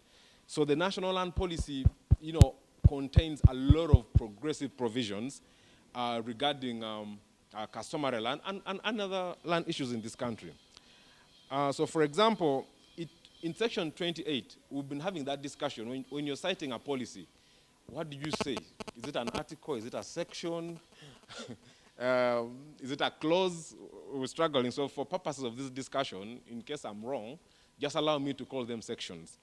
If you get a chance to look at the policy, section 38 identifies the issues that are associated with customary land. And among them is the perception, the treatment that it's actually inferior to other tenures. Could build that perhaps back to the point I made around making a provision for conversion to perhaps be the reason that notion has been reinforced, that customary land seems to be, inferior compared to freehold, leasehold, or milo. Again, it's also assessed lesser in other tenures that have proof of ownership in the courts of law, because many times, I come from Teso. I am a proud owner of customary land. One of the things I keep joking with my family members that, how do we prove we own this land? We start showing people graves that you see, this is my grandfather, great-grandfather, and the rest. But other people just, flash a document, and that's it. So even when we're discussing compensation issues, for example, if there's land acquisition in your area, it's always been problematic to, to get good values for customary land owners. I remember being in a meeting with Dr. Sengendo in Zanzibar a while back, and we're urging that now if you're going to compensate me for my customary land, and on it there's my great-grandfather's grave, what is the value of that grave? And we sort of didn't get a clear answer. And then the policy also identifies the fact that the provision for conversion, which is in the Land Act and in the Constitution, also perpetrates a certain narrative. And basically that for you to get the full bundle of rights that exist on land, you need to first convert it into, freehold or something like that. So then people keep asking, so what do we own as one customer? What rights do we actually have? But overall, the tenure is disparaged and sabotaged in preference to, other registered tenures. And these are not my words. These are the words of the National Land Policy, a government document. So don't start saying that I'm expressing personal views or views of land at Uganda. These are words that are contained in the National Land Policy. Now, to deal with these issues, the policy goes ahead to prescribe, a couple of statements that they think can help us fix the status quo. So when you go to section 9, the policy argues that the state needs to recognize customary tenure as being at par with other tenures. At par means at the same level. So that would basically mean we are sort of deviating from the constitution, because you asked me to convert, maybe we'll start questioning if we're at par. And then 2, proposes that the state shall establish a land registry system for the registration of customary land. Again, those are not my words. Those are the words of the Uganda National Land Policy by the Ministry of Lands, and I think by then it was Honorable Daudi Migero, the minister. So if you go on it, it actually has his signature. So these are government's commitments on how to address issues of customary land. And again, in theory, this should have happened before 1998. The reality is showing us something else. Now, among the strategies laid out in the policy that are found in section 4 are to, 1, design and implement a land registry system to support registration of land rights under customary tenure. And 2, issue certificates of titles of customary ownership. The keyword there are certificates of title of customary ownership based on, and I emphasize, a customary land registry that confers rights equivalent to those in freehold tenure. Again, to emphasize, these are not my words. I am citing a government document. Now, what has been happening over the years? Currently, the Ministry of Lands, alongside partners, non-state organizations, have been doing a lot of work around documenting customary land rights, and they've been substantially relying on the provisions in the Land Act. So that's why they're issuing certificates of customary ownership. I mean, these are really, they are cheap. I think application fees like 10,000 shillings, and then you work with your area land committee to walk around, you buy for them some little water so that they're able to go home when they are still fit to come another day to inspect another person's parcel. And then you submit the application to the sub-county, to the area land committee, they bounce it to the district land board, and it's brought back to the sub-county chief, who for purposes of this is called a recorder. So the process is honestly cheap, it is very accessible, and from a human rights angle, it's befitting because you're removing a lot of obstacles that ordinary people would face in trying to document their rights over land. However, in light of the provisions in the national land policy, some of us now argue, and many people I've read elsewhere, also state that perhaps the provision for a CCO, the Certificate of Customary Ownership, was transitional in nature. It was basically to first, arrest the situation and give the country, give the government enough time to prepare and come up with the relevant infrastructure to support this. And that could be why the national policy is then making a proposal for the registry. So the CCOs issued now raise a bit of issues, legal and spatial issues that justify the need for a customary land registry. So for example, they don't confer assurance of title. There's no assurance that the rights secured on CCO are against the whole world. I'm sure you guys have learned about rights in rem, rights in persona, in land administration. So any person who's interested in that land, has to figure out a way of searching and determining the status of the land, because the government of Uganda cannot give you the guarantees that the information contained in that document are accurate. And understandably, if I was the government, I would do the same. Two,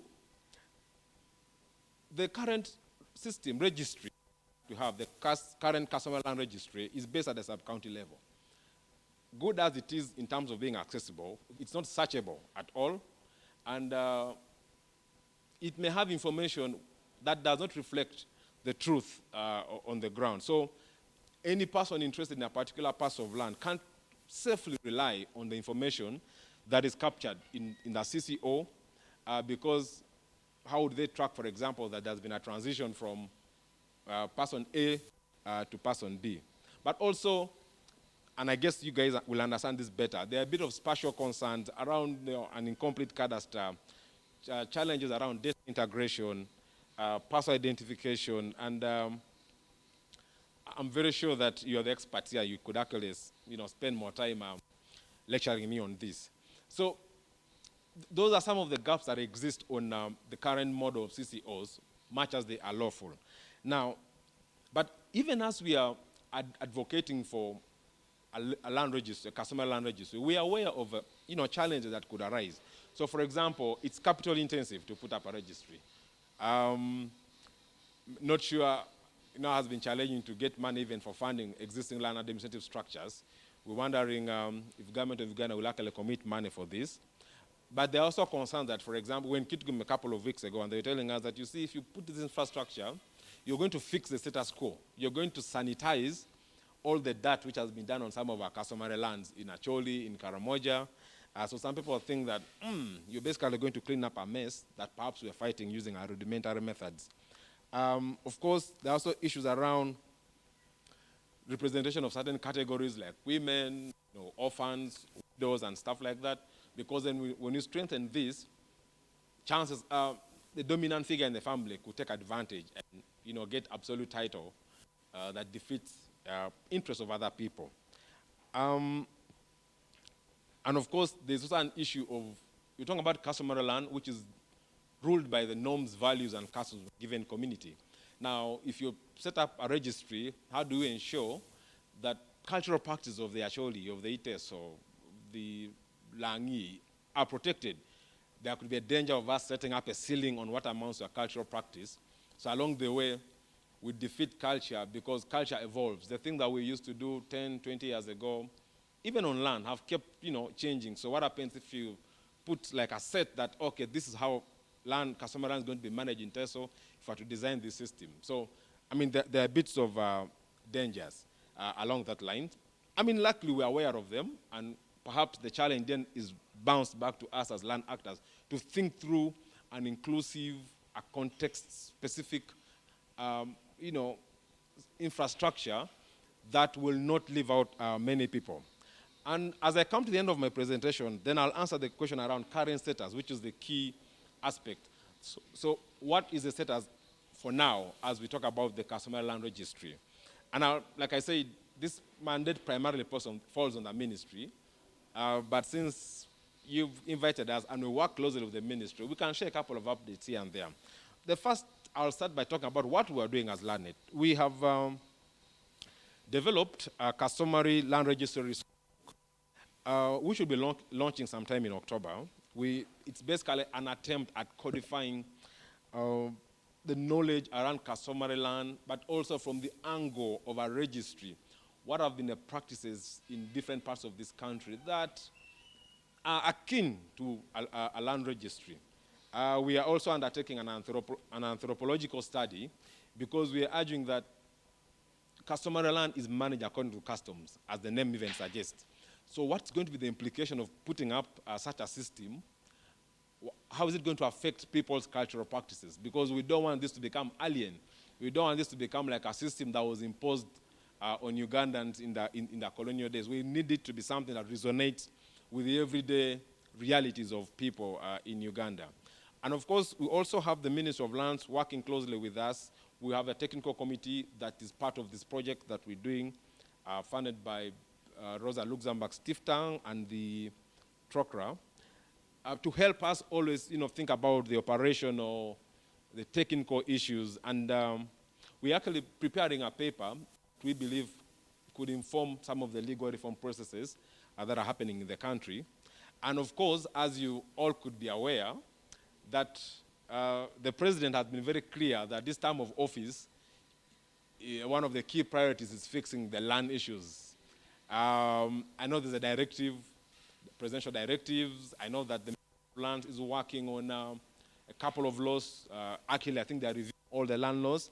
So as we speak now, there's, as part of the the process of amending the Land Act and other laws, we are suggesting, we've been trying to discuss with the ministry that actually we could think about creating a part in the Land Act, a section to now operationalize the policy to establish the registry. Because then once something has a force of law, you can now think about the regulations and implementation steps. Of course, internally in the government, they're talking about, they've consulted the Attorney General, what are the legal implications. One of the things that's clearly going to come out is there'll be a need to amend the Constitution of Uganda to provide for this. There'll be a need to amend the Land Act to provide for this, so that everything that we do is based on a solid legal foundation. So that's fairly the picture of the progress towards the establishment of this registry. And in terms of next steps, definitely there's still a lot of need for consultations. We need extensively to discuss these issues as lawyers, as anthropologists, surveyors, because, what does this mean for your work? Economists have to give us an angle. What does this mean for the country? What are the cost implications of putting this up? Can people actually afford, to use slightly more professional services than those that are being used right now under the CCO approach? And of course, legal reform comes key, but then the question is, what enters those reforms?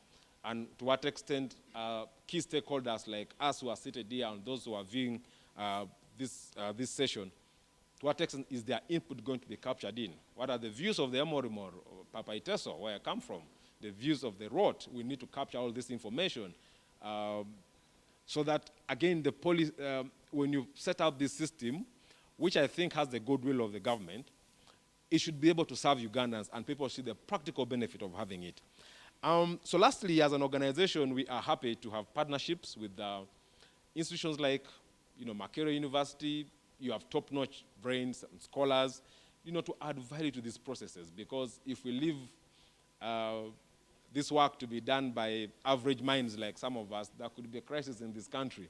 So we want to, have the input of, people like yourselves who are sitting on this table and attending this event, people from cultural institutions, people from the survey world, to be able to give input so that ultimately we have a good system. I thank you for your invitation, and I wish you a successful conference. Thank you so much.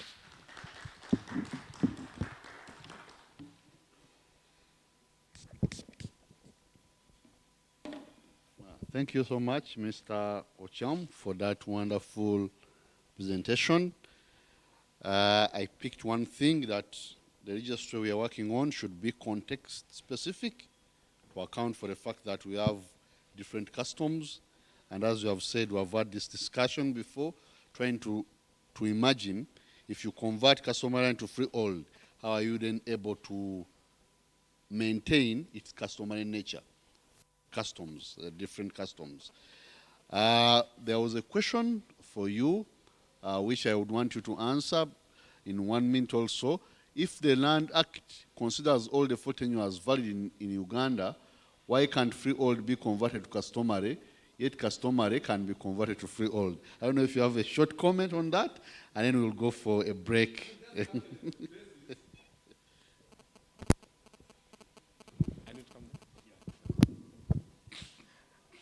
Thank you so much, Carol, for your comment. Your question is actually what we also asked ourselves, that if we're talking about equality of tenures, how come it's only, customary, which is converted to freehold, and you can't think of the other way around?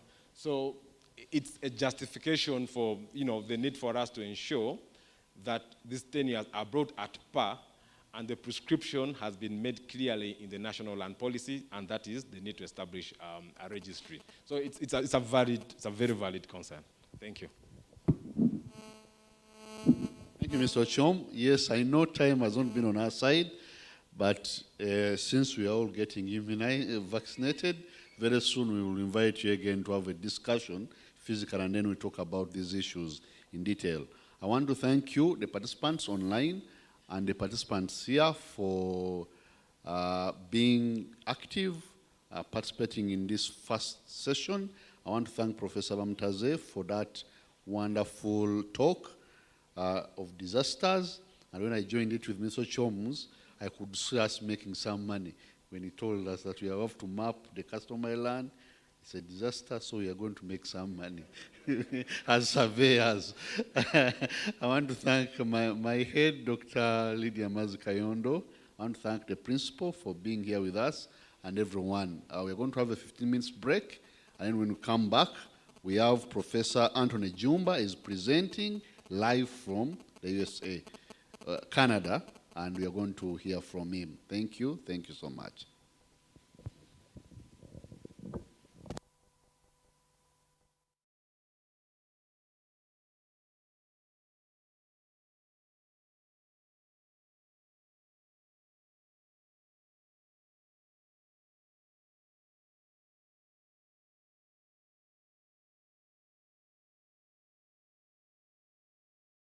Recording stopped.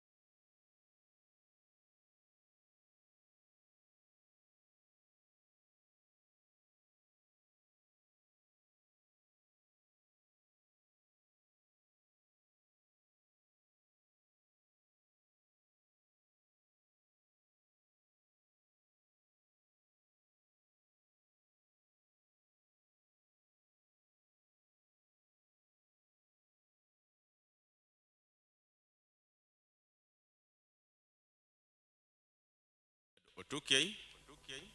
I'm a lecturer in the Department of Geomatics and Land Management, and I will be the chair for the second session. In this second session, we have presenters from all over the world, and we are happy to note that all of them are their presentations. Most importantly, most of the presenters we have our former students. So as a department, I think we are really greatly honored to have them around. Without wasting much time, we are going to, I think that's much better. We are going to have our first presenter, whom I'm told is ready with this presentation, and that is Professor Anthony Jumba. As I said before, Professor Anthony Jumba was our former student here in the Department of Geomatics and Land Management, but currently is based in the Department of Geography, Earth and Environmental Sciences at the University of Northern British Columbia in Canada. Without wasting much time, may we welcome Professor to make his deliberation. Thank you. Hello, can you hear me now? Is the sound coming through? Yes, Just yes. Make sure. Yes. Okay, perfect. Yeah, ladies and gentlemen, thank you so much for having me. Recording in progress. It's really an honor to be part of this conference and to have an opportunity to share a few words. As Dr. K has said, yes, I'm an alumnus of the university, of the department. So seeing your faces and being in correspondence with some of you, it's really a place of joy for me. So I live in Canada right now, really northern Canada, more northerly parts of Canada on the west coast. And I'm yes into in the area of academics, but also industry too.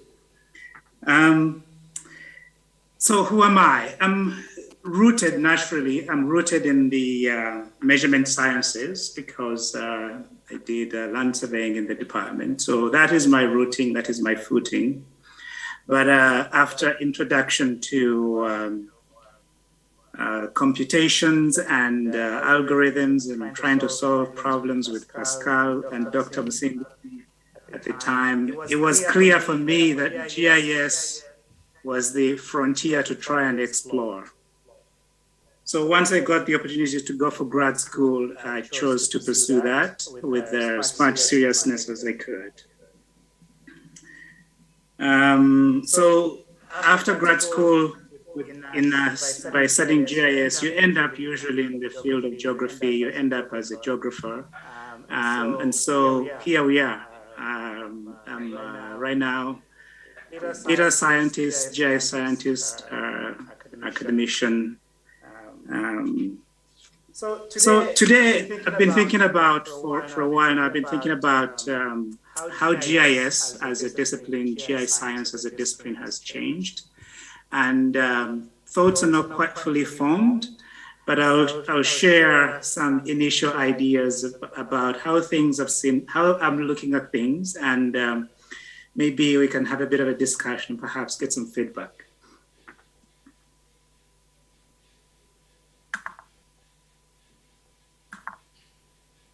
So I will start with a bit about the early years, then focus in the 90s, then the 2000s, and then the 2010s, or the teen years.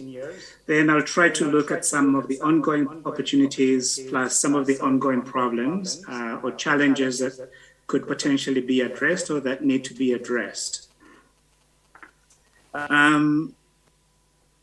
As you probably already know, GIS, its roots are in the 60s. This was a period of great significance in the area of geographic information. You recall that this is World War, the Second World War. The US government released its equipment that related to photogrammetry as they used it in the Second World War. So that equipment was released for civilian use. We also had a lot of pilots, and we had a lot of, there was a lot of pilots and experienced photogrammetrists who needed employment.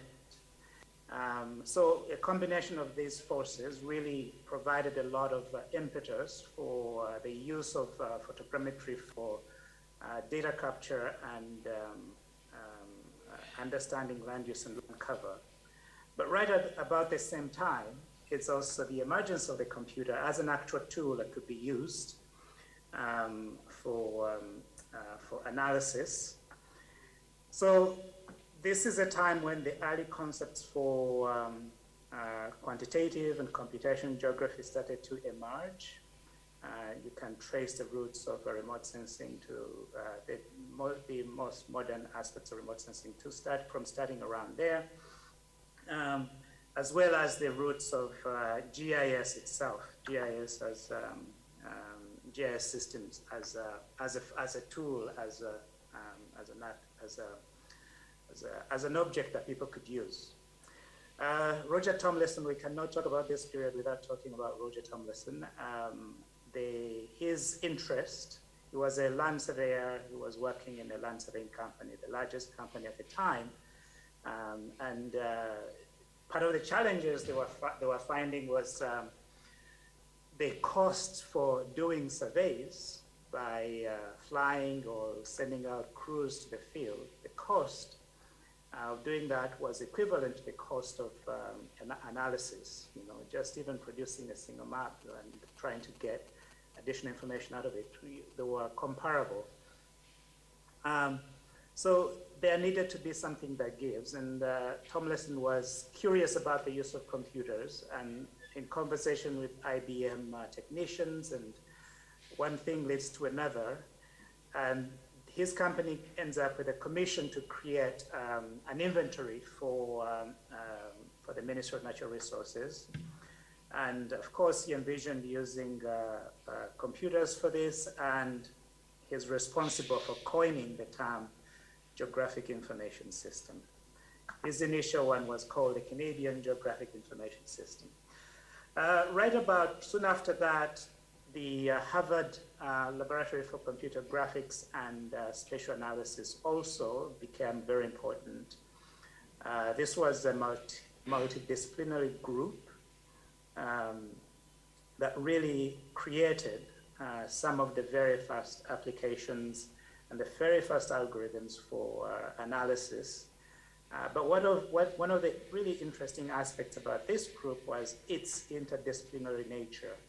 You had planners, you had landscape architects, you had computer scientists, you had mathematicians, all of them getting together in this space. This map here that I'm showing is a product of Jack Benjamin when he was a GIS student, when he was a grad student at Harvard at the time. And he was responsible for, as you know, the registration of ESRI in the late 60s after his studies, and the rest is history. So this is the gentleman seated there. I really like this drill. That gentleman seated there is Scott Morehouse. This is the technician, the chief, not technician, not the tech, but the chief of technology at ESRI, and Nick Chrisman from these were both at Harvard. They were part of that group at Harvard Laboratory for Spatial Analysis. So Nick Chrisman ended up as a professor. He's retired now, and he's helping organize journals and, as an editor. A while back, he was responsible for GeoDa, the research network, and Scott Morehouse is still with ESRI, but as I understand, he's trying to step back. So he's the man responsible for all your dissolve algorithms and overlay that are available in ArcGIS software. So The advent of the personal computer at the beginning of the 1980s, when it became actually really affordable and it was feasible for people to have a computer in their homes, or even for smaller companies to start have computers for themselves. This marked a trajectory for commercial GIS software. And then we see GIS spreading out from academic institutions to consultancy firms, spreading out from government and to corporations. And then we also see those who have been trained starting to find actual work that is specifically designed for their, that's specific for their, that is specific for their needs. Also recall, there was great interest around this time in remote sensing. We were starting to get remote sensing imagery. So the use of layers in the geographic information system became really of great importance. But towards the end of the 80s, there were critiques from different circles of different groupings of geographers about the role and the place of GIS and its function, and its capabilities and its limitations. But also GIS scientists themselves, or GIS technicians themselves, or those who are studying this field, or those who are developing this field, were really curious about who are we? What is our place? Are we a tool for spatial data handling, or are we an actual field of study that can explore things? So this was really starting to percolate towards the end of the 80s. And as we know, in the 90s, it really became a defining period when the actual science of geographic information, when the science of geographic information science was actually defined. Its domain of knowledge was scoped out. Its factual and theoretical sides were trying to identify those. A framework for research was also identified, and we cannot really forget the important work that my good child has played in trying to really define what this is. So previously, scientists had addressed technical problems of building a GIS, so computation, and this is what a map could look like, and these are data structures, these are how the databases should be done, as well as the algorithms for operations of the spatial objects. But now the 90s marked a change where it was possible to start exploring what other disciplines could be there, what other options could be there. So we start to see the questions about theories, the questions about methods, the idea of definitions, and then the objectives and aspirations. This is really at the beginning of the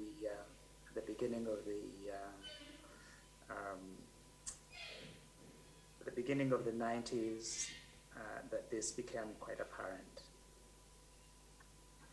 So the research areas, as defined at that time and still ongoing, this issue of data collection and measurement, data capture, spatial statistics, and data modeling and theories for spatial data, data structures, algorithms and processes, display of visualization, tools for analysis, as well as the development of institutions for institutions to guide the development of GIS. And in addition to that was the ethical issues. These are major things, as I'll be highlighting in a little bit.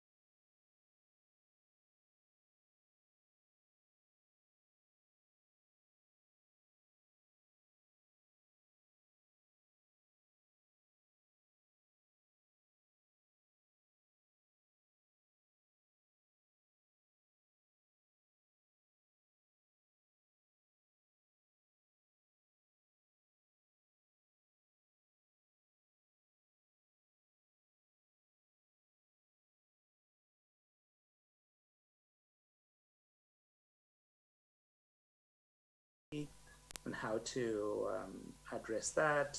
The development of spatial statistics. Lou Counseling has been very pivotal in this. Others have also worked on landscape indices, which are commonly used in the area of ecology to understand the nature of vegetation and wildlife.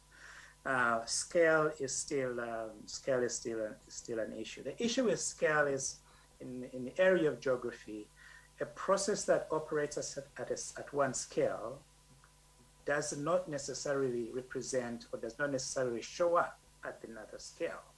So how does one capture that? Even scale in terms of representation, like I was telling my students the other day, like at some point a city is a point, but in another case, a city is also an actual polygon. And when do we define this? Now, this is an issue of scale as it relates to visualization, but it's also an issue of scale as we are understanding the world. If I'm looking at the world from a broad perspective, mentally, my city is a tiny thing. But if I'm looking at the world from a large scale perspective, my city is no longer a town. It has neighborhoods, it has streets, it has businesses, and it has clear definitions. So anyway, the issue of scale is still very much up for grabs in terms of clarification and understanding. And then we have the 2000s. You recall MapQuest. This really launched about 1996, although I'm putting it really didn't mature until about until the 2000s. And then, of course, we have the development of Google Maps around then. So these web maps really became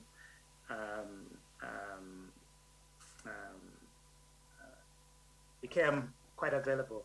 And then you have the web map services as well, and all these really do come up. In the 2000s, we also see the emergence of Google Earth and how so important it has been in trying to collect and demonstrate and show parts of the world quite clearly, quite nicely, with so easy an ability to be computed. So in that, like you have a phone, you have a computer, you can see pretty much anywhere in the world. This is a power that was not even conceivable in the 90s. We also see advances, we started to see advances in geovisualization, the integration of the development of augmented reality, more and more common user interfaces being developed across varying GIS applications. And then you also have the development of cellular autometer and agent-based spatial-temporal simulations. These are methods for that are aimed at reproducing processes, environmental processes or geographic processes. So one of the projects I've done is to really look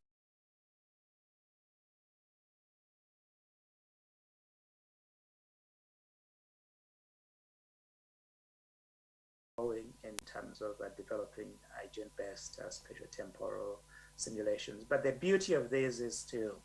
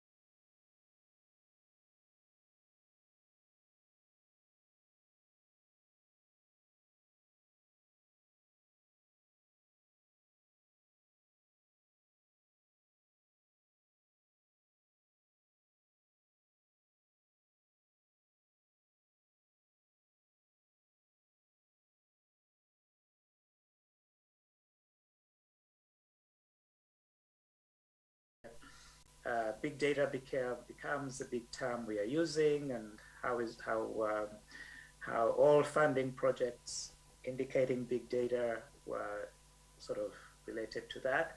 Of course, climate change was another, at least where I am. Those were the two big words that you needed to be thinking about: climate change, big data, artificial intelligence, drones, and GIS best big business.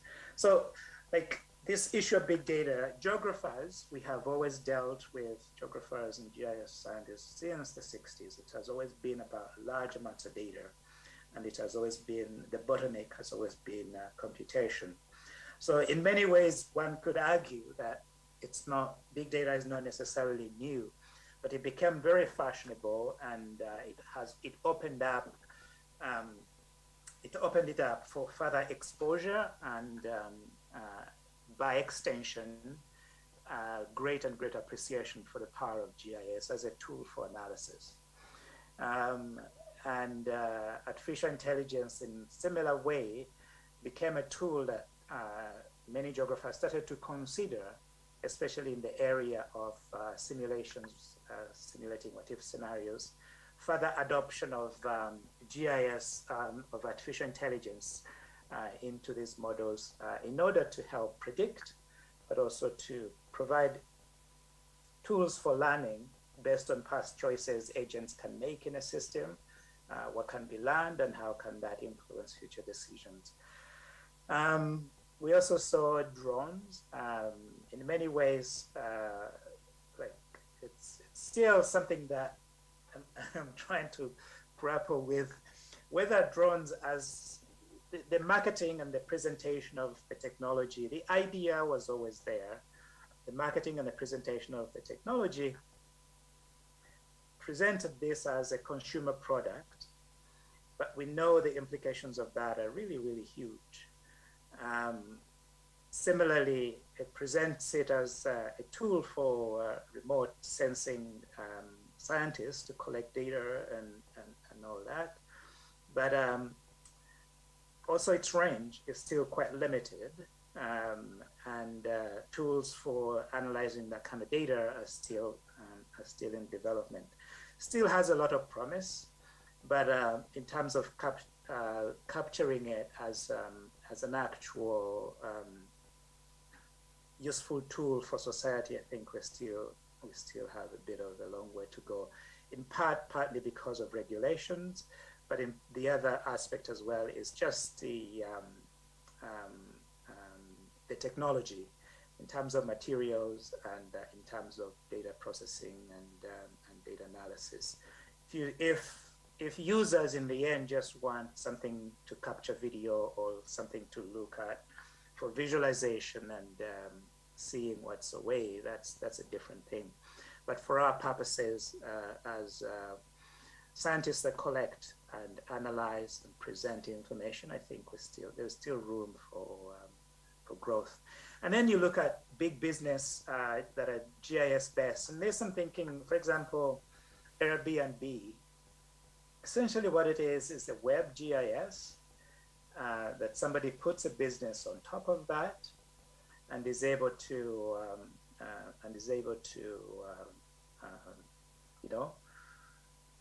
create a whole industry that is just around there, or disrupt an already existing industry that has been really long established. So what else? What other opportunities are there for GIS in the future, as computation becomes more and more easier to access, but also as we understand and society gets greater and greater appreciation for this. So building on that, it's clear as advances in computation power have happened, so has the development of GIS science. And for the future, we can see that we can anticipate that the artificial intelligence is going to have significant implications for the field of GIS science. I really wonder the future of cartography. I really wonder what the future of cartography is going to be. If we can put together, algorithmically, put together colors, if we can algorithmically design, put together design principles and express those on a paper motif, I really wonder what the future of cartography is going to be. I see that is an area that is ripe for rapid changes in the coming years. We are also going to see larger and larger data sets for computation. The advances made in the gaming industry, those have influenced how we are computing spatial data. I believe they're going to continue influencing that. It's also possible how we structure data is going to probably be influenced by that, because we would like to be able to capture that computation power, both at the level of the CPU, but also at the level of the graphics card itself. And then as part of that is this idea of spatial temporal simulations, held automata, and agent-based modeling. Those ones are areas as well that are going to be greatly influenced by artificial intelligence, because the incorporation of that science, the incorporation of those the applied statistics and deep learning algorithms will probably help us be able to create what-if scenarios that actually can effectively influence policy and really elevate the decision support systems that we do have right now to make them even more dynamic and much more appealing and really well rooted in science that corresponds with the changes in time. As we think about advances, the impact of high-speed internet is going to be great. Of course, it will mean wider access to GIS services, but also help us solve this online, offline conundrum. Like many times when you're designing applications right now, you think about how is this going to be used online and how is this going to be used offline. We'll have to be, as access becomes more and more available, it's believed that we can anticipate that this is a problem that is going to be resolved. Further along this line is those challenges that we can anticipate. Scale, we still need to explore that. Uncertainty in geographic knowledge. And I'm not making reference to uncertainty in a sense I'm not making reference to uncertainty in a sense of precision and error and accuracy, not in that sense. But more so uncertainty in the sense that you get knowledge, that knowledge you get out of data is necessarily going to include some uncertainty because of the lack of objectivity.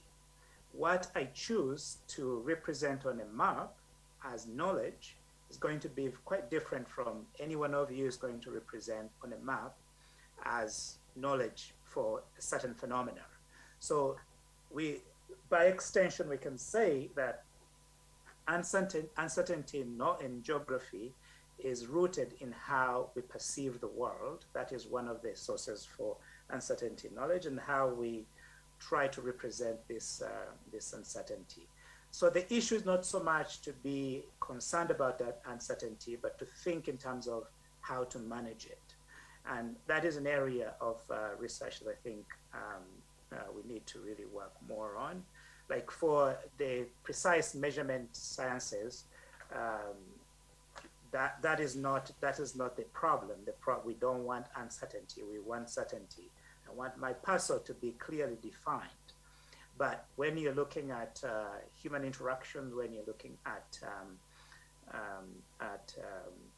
dynamics in space or spatial heterogeneity, it's a completely different thing because you need to allow, you need to accept and provide for that uncertainty.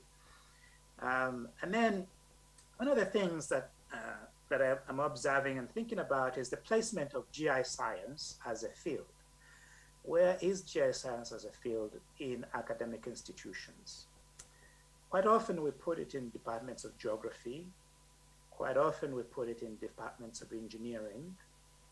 But in reality, actually, it is really a collaborative discipline with computer scientists, with geographers, with cognitive behavior, people who are studying visualization techniques. Shouldn't we be thinking about the placement of GI science departments or studies or whatever they may be exist, to position them appropriately such that we can take advantage of the collaborative nature of the collaborative nature of the roots of the discipline. Actually, much of the work is really tied to advances in computation, so we really can't ignore that. And then the other issue that comes to mind about this is those who are attracted to the field. Naturally, if you're positioned in the field of geography, you're going to attract geographers, many of whom are human geographers.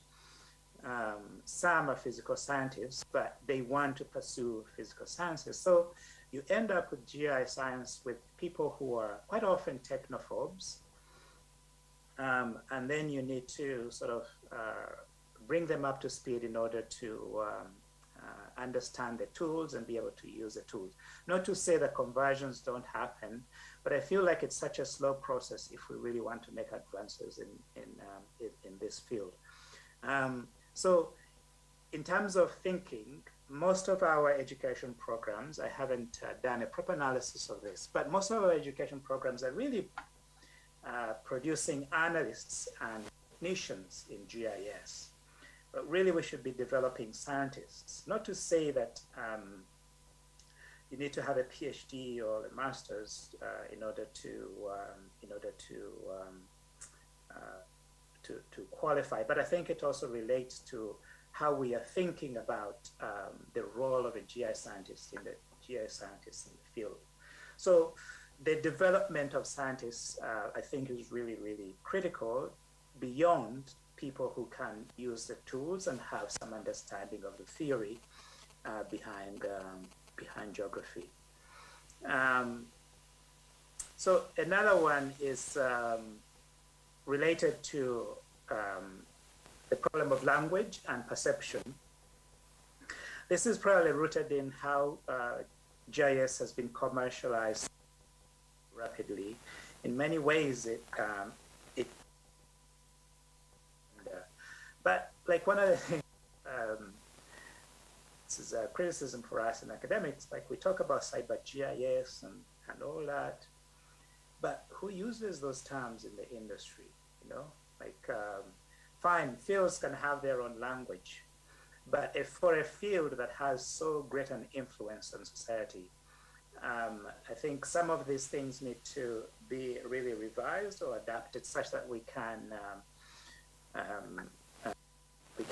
make sense to the world, trying to explore, but also make contributions to. The other is wide pay scale.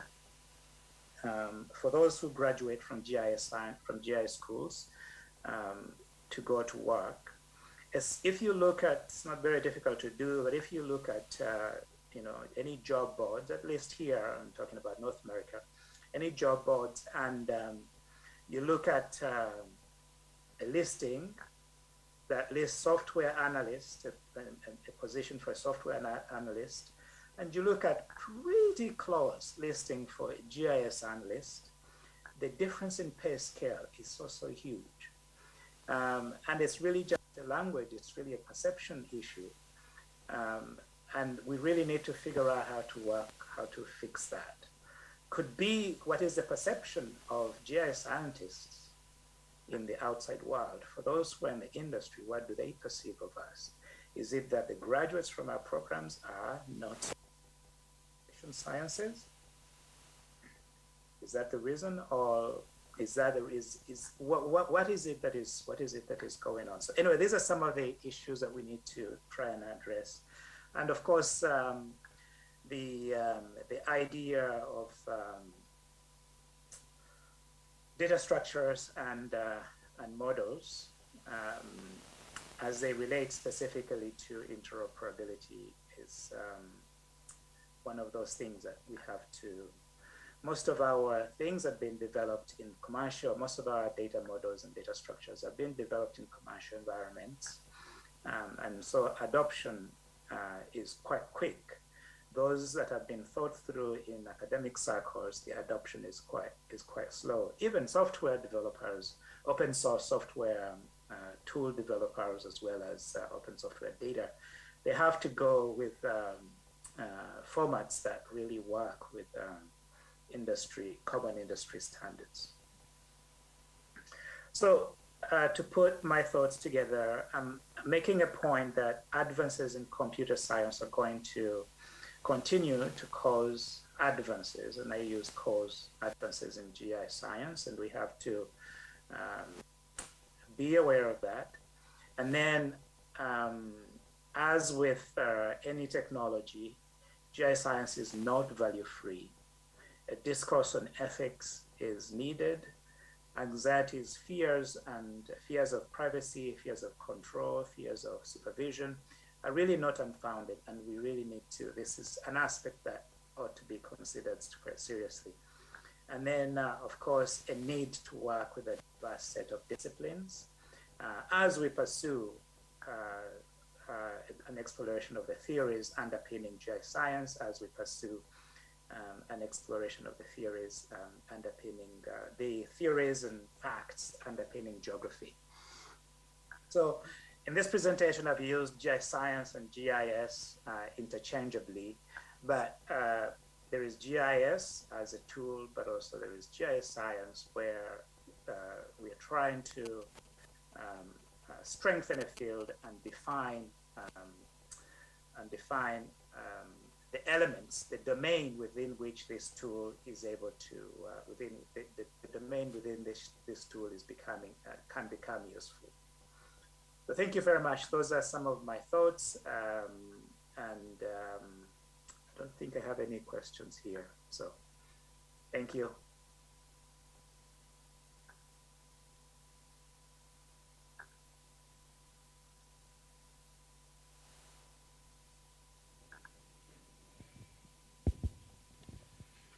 Yes, Jemba, thank you for that presentation.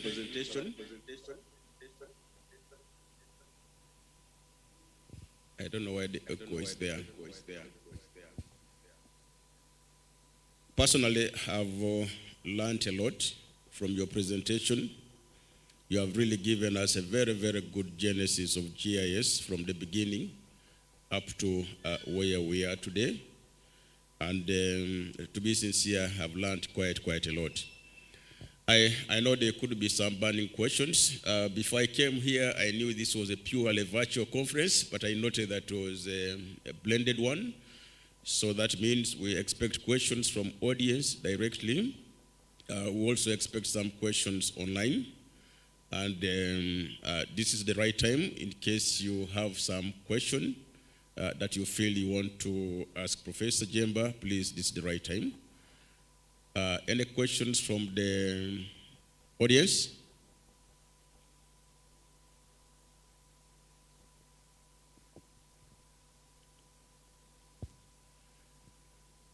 Wow, I don't see any hand up, so that probably means there is no question from the audience. That's very interesting.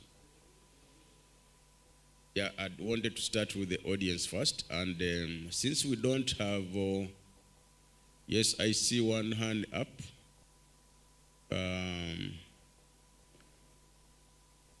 Okay, we can give you the opportunity. Please give her the microphone. Just introduce yourself, and then for the benefit of others, and then you feel free to ask your question.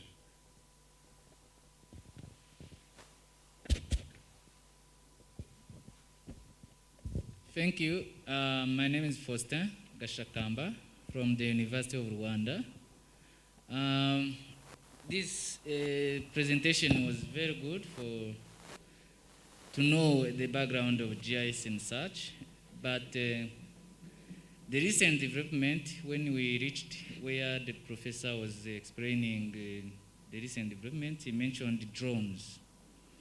And drones are used for many things, not only for GIS purposes, but as researchers in the field of GIS, we are constrained on the perceptions that the government or other powers that may be have on GIS in terms of security. As GIS professionals or practitioners, what can we do to distinguish ourselves from those other users of drones, because these concerns are affecting us? I'm talking from my experience in my country. For instance, getting a license to operate a drone is a very big barrier. The price, the cost and so on, they are becoming cheaper and cheaper, but those other regulations are very, very steep. What can we do to make the readers confident that the users of drone in GIS is safe, and distinguish ourselves from those other drone users which may be problematic? Thank you. All right, thank you for that question. Any other? Probably we could take more than one so that we give him an ample time to respond to all of them.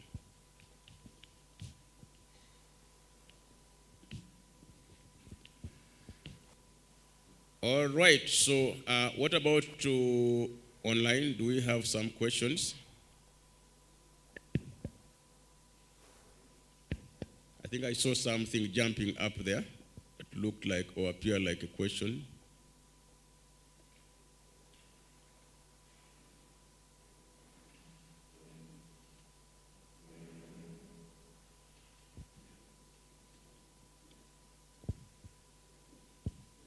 All right.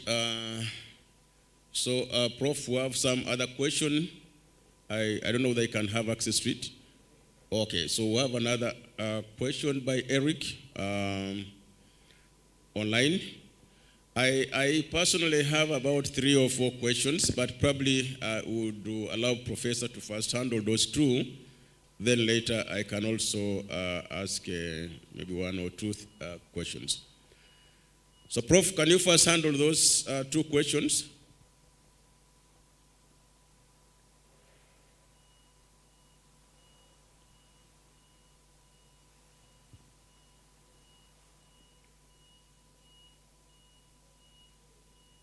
Of drones. I think it's a worldwide problem. So, like, civil society is quite concerned about drones. The elements of abuse are not unfounded. They are they're quite real, and governments have a responsibility to protect citizens.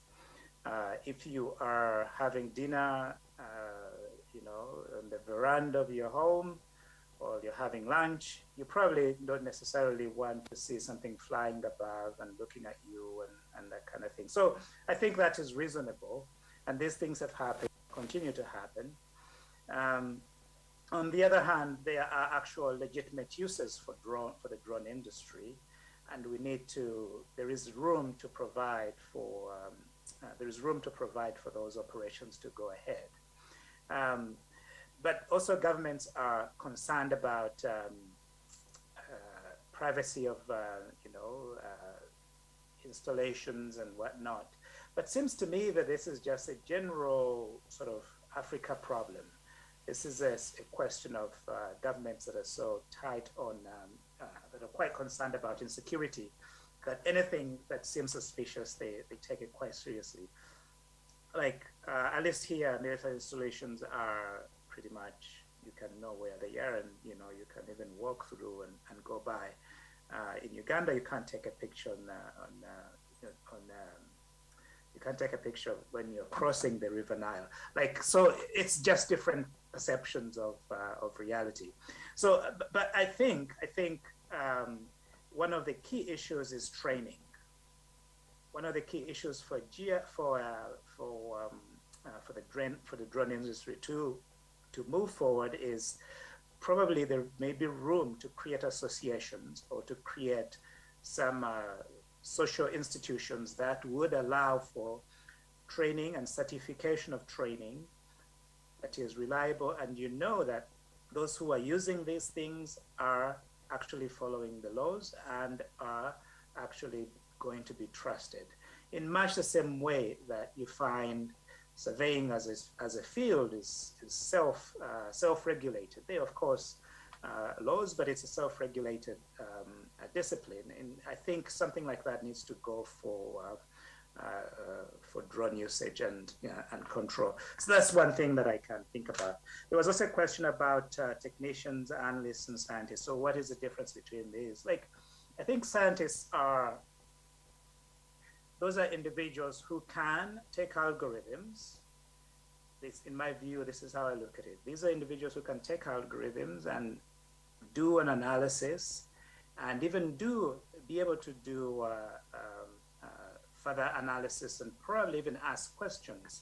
So for example, you can run an analysis and examine, okay, there is clustering, there is an environmental process that is happening here, and what I'm observing is clustering. This is the degree of clustering of this process, or this is the degree of clustering of this species of plants. Okay, what does this mean? What is the cause of this? And the scientist is able to think through these things, or even consult other disciplines in order to try and find a solution. Some environmental consultancy companies require this level of depth for people to be able to think through. But once you have technicians, it's a question of data storage, it's a question of data retrieval, it's a question of cartographic representation. Technicians and analysts, that is really what it comes out. Analysts, quite often, they are required to do a bit of coding, customization of tools and whatnot, but not much more thinking in terms of theoretical underpinnings of a specific algorithm or a specific function for a GIS. Like, what is dissolve? What is it trying to actually do? And where are the areas that I wouldn't do dissolve? Where, if I'm going to calculate population density, where is it appropriate to calculate population density and not calculate population density? These are questions that a scientist should be able to answer. The technicians, I wouldn't necessarily expect them to address that. So I don't have access to those are the questions that I saw. I don't have access to the other questions. Maybe if you can read them out or say them out loud, maybe I could try to.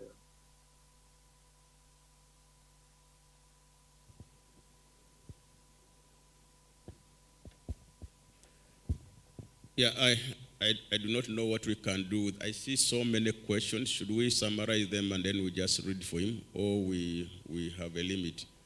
Because I've seen, I think, a question from Professor Wabended, and I think there was another one from, I think, Brian. If you could check them and we summarize them at once, and then we can handle them. Okay, I'll try my best. I see it here. Okay, so there is how do we minimize competition and fear and promote synergy between disciplines that utilize GIS? Honestly, money is a big problem. Like, the source of funding is really a key driver for GIS research. Sources of funding and objectives of funding are key drivers for GIS research. So the problem, I think, is actually going to be, I think, the solution is going to be how we address human nature, how we address the human condition. So, like, for people to choose deliberately to cooperate, for people to deliberately choose associations, I think that is one pathway that we have to pursue. But the other is we need to think about how we train those who are coming up early. Like, it's not uncommon to even find departments of GIS science where you have streams of remote sensing, you have streams of pure GIS, and you have streams of land surveying, and there is no cooperation.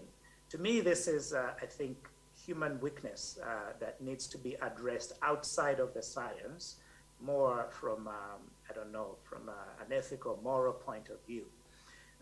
But if we thought about also the training of young new entrants into the field, of newcomers into the areas of into the discipline of GIS science, and we really train them from early on about the importance of cooperation, maybe this will also help to address the issue. But it's a big issue. I think it's a need. I'm not anticipating that it's going to get solved quite easily. And then, do we see open source GIS processing overriding commercial GIS in the future? I think that is a possibility. At my university, we are teaching, right now I'm teaching the students how to use QGIS. It's the main software we're using for the course. And open source GIS and open source data has come a long way. Even OpenStreet, now the name is getting off my head, excuse me. But the data itself has come a long way, and it's really, really trusted. Of course, it's always going to be hard to compete with Google and the amount of resources they have and the accuracy of their data. They have invested a lot of money into this, and the open source community is not doing that quite yet. But I see that at some point, probably they're going to be on par. At some point, they're going to be on par. The advantage of open source is new tools that were not earlier even thought about, that are quite niche. You can find them in open source much more than you would find them in commercial systems. I really, really, really don't like commercial systems.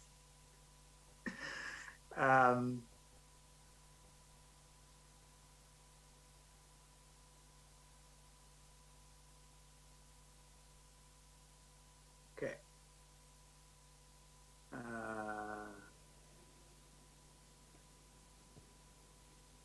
That's all I think I can see here. All right, thank you for that. I promise to give my own questions. But before I give my questions, I would really like to thank you for the good presentation, which has been really enriching. I personally learned a lot. What is clear in your presentation is that we shouldn't take certain things for granted. One would easily imagine that a software analyst should be the same as a GIS analyst, but in your presentation, this is not the case. Issues to do with the cyber GIS and web GIS would seem to be the same thing, but actually they are not. Now, when I come here to do a degree, I would imagine that I become a scientist, but I should also be very careful using that word, because I may just be an analyst or a technician. Yeah, my questions will really be out of curiosity. I'm just curious to know certain things. In the beginning, you introduced a certain gentleman by the name of Tomlinson, who is credited to introducing the term GIS. And I think from just introducing the term GIS, his contribution seemed to have disappeared. And what came next in your presentation was about the Harvard lab of spatial analysis.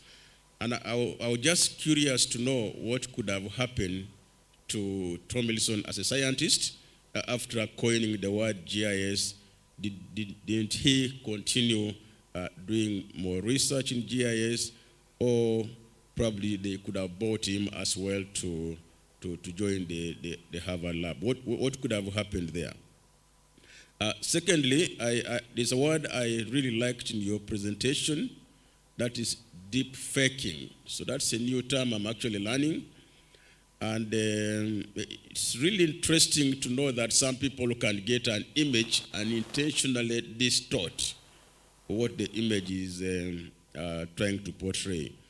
And my question is, what could be the motivation behind these people who just out of maybe one reason or the other try to get images and try to distort the content of the image? What could be motivating them, and what do they think they will be able to benefit? The third question is about weaponization of GIS. Again, not a common term. I really wanted to know a little bit more what this really entails. And if you could use a language that a politician in Uganda can understand, what do you mean by weaponizing or weaponization of GIS?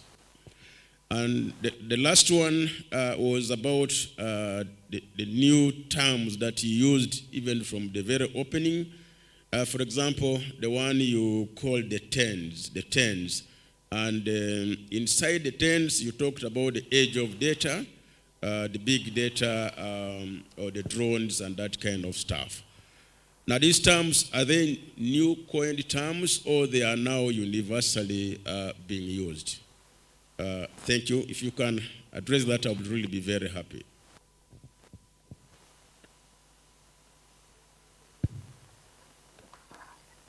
I have to say, this is my second time facing Dr. K's questions. They are not very easy to answer.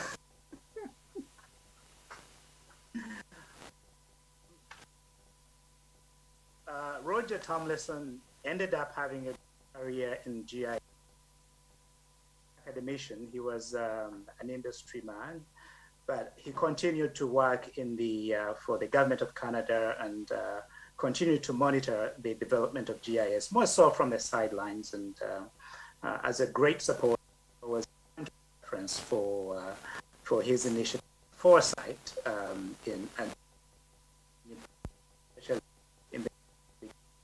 but the thing about GIS and its development is at the Harvard, those two things happened pretty close together. Harvard laboratory was started in the 69 or something, late 60s.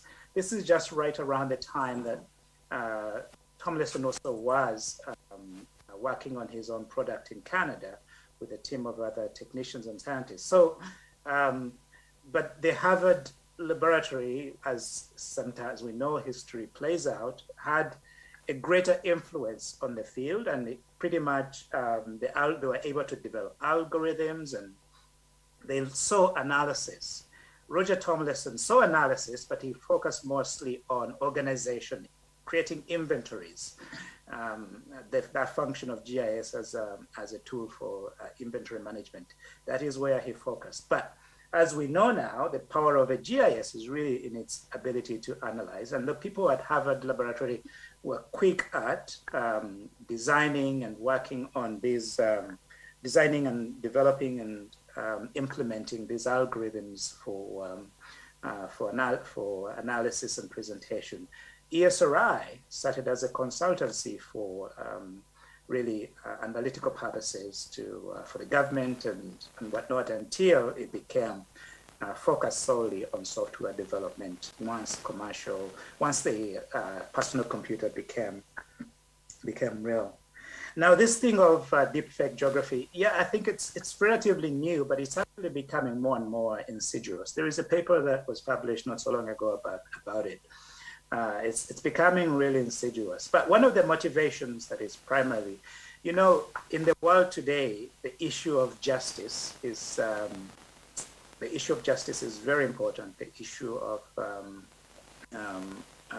fairness is quite. The motivations for some of these people is to influence some of these processes. Evidence is so critical.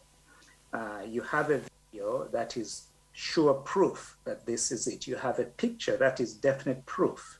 You can quickly disseminate that. It's consumed quite quickly. We trust satellite imagery because it's objective, it's up there. But if I can get that satellite imagery and modify it to suit some ends so that I can get certain objectives to justify a cause or to denigrate another cause. So I think it's by and large, it is driven by motivations for money, by motivations to meet political ends, by motivations to satisfy some objective or other. But you don't do this deep fake geography just because you want to be funny. It takes a little bit of skill, and access to those tools is not something that is readily available. But it's becoming serious to the extent that we are going to be downloading satellite imagery only from really, really focused. And even those we are going to want to check. Even those universities where we have we've put software in common folders, you have to check every semester to make sure that somebody hasn't played with it. I mean, where we put images in a common folder, you have to check every semester to make sure that somebody hasn't played with it. And then with respect to these terms and, the tens and it's just language. My apologies. So the 90s, those are, 1990 roughly.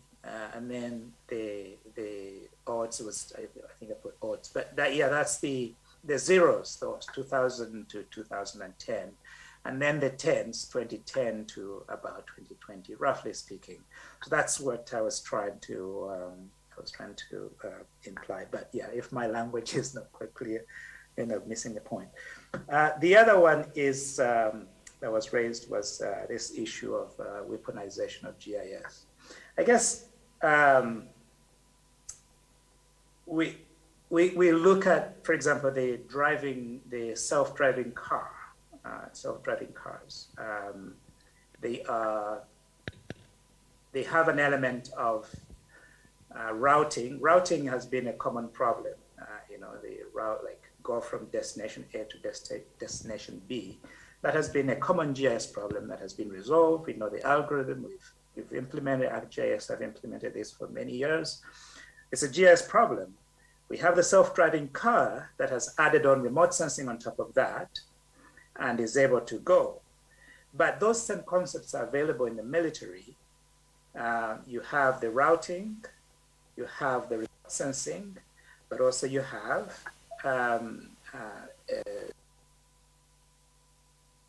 some sort. So, but also there are questions about, in the final analysis,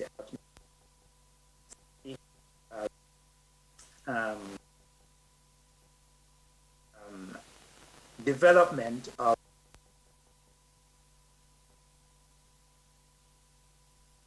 to take military to another, but them doing it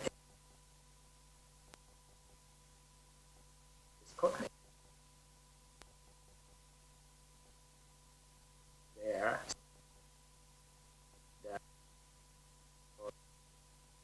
These are just functionalities. These are things in overlays and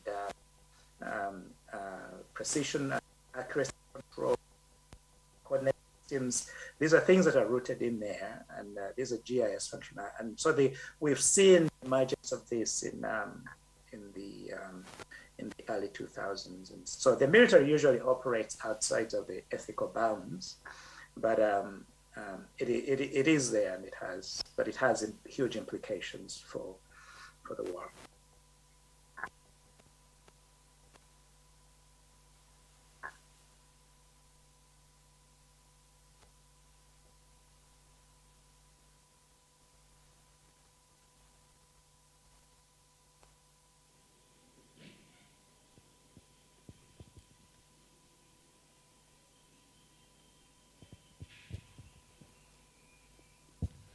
Okay, I think that's about it. I take this opportunity to thank Professor Jumba, Anthony Jumba, for a well delivered message. And I would like to invite the audience here to give him a rousing hand clap. I know some of us missed breakfast and lunch is knocking. The good and bad news is that we don't have all the presenters. We only have one who's online, and then the other one is the video. So I think we shall try to manage the time. So next in our list is Mr. Edward Kurwakumire. I hope I pronounced well. Mr. Edward Kurwakumire or Kurwakumira is a lecturer in the Department of Geomatics at the Swane University of Technology in Swane, South Africa. And is next, and we don't want to waste much time.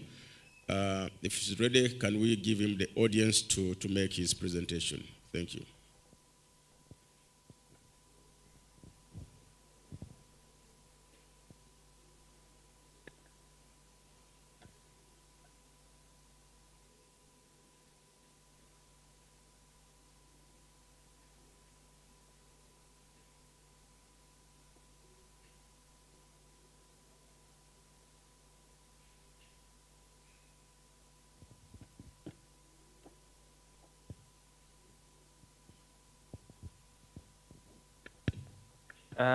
Good morning, and thank you. Am I on? Yes, we're getting you. Kurwakumire from Swane University of Technology, and my talk is on the issues which are affecting access to geographic information, so that we can carry out disaster response and management in an effective manner. As we know that geographic information, it plays a major role in how we plan, in how we execute field response, and also in how we actually plan for future disasters, or maybe design maybe early warning systems and so on.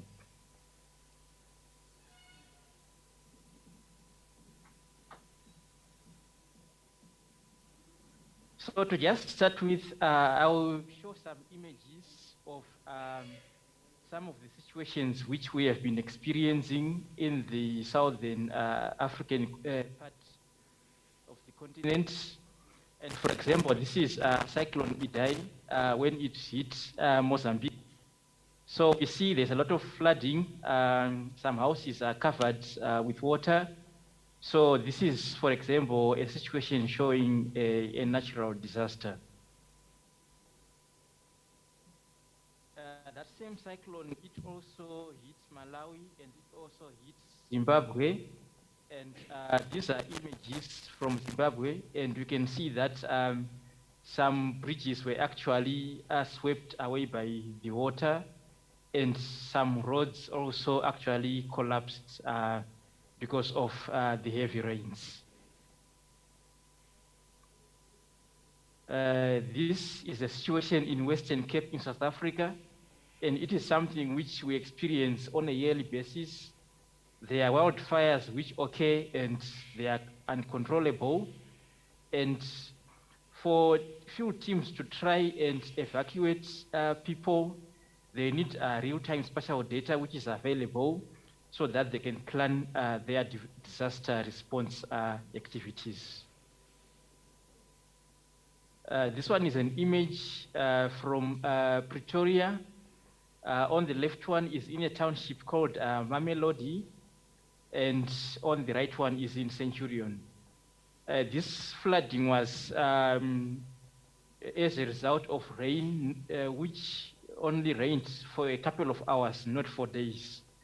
And we see such flooding occurring within a short space of time. In 2019, there was drought in most parts of Southern Africa, and this really affected food security. So these images attempt to just show us the global problems which we are experiencing, but maybe also some problems which we are experiencing in the African continent. So what facts can we take, or do we know currently? We know that climate change is a global issue, and it really needs our continuous attention. And maybe to try to combat it, or what climate action can we do? Definitely we need to decrease the anthropogenic emissions, which are resulting in global warming. And one way to do that is through use of green energy for heating, powering equipment, and so on, and also implement cleaner production, as this will assist in lowering the emissions. But again, what is the catch here? We'll find that green technology is very expensive, especially for the developing world. So for example, in South Africa, if I wanted to have a solar installation at my house, which would power everything in the house, I would be looking at something maybe over 100,000 rands maybe, which could be somewhere around maybe, let's just say, 8,000 US dollars. And then if someone is to calculate how many years will it take to pay that same amount to pay electricity, they would then say that this technology is too expensive for us to use. But still we need to find ways to say how can we implement it. So from that, you will see that the use of fossil fuels is not going to stop anytime soon. So while some parts of the globe are looking at how can we reduce emissions, some we are actually saying that we are just beginning to industrialize. We are discovering minerals. And we still need to use the fossil fuels to design even the green technology which we need to use in our different countries.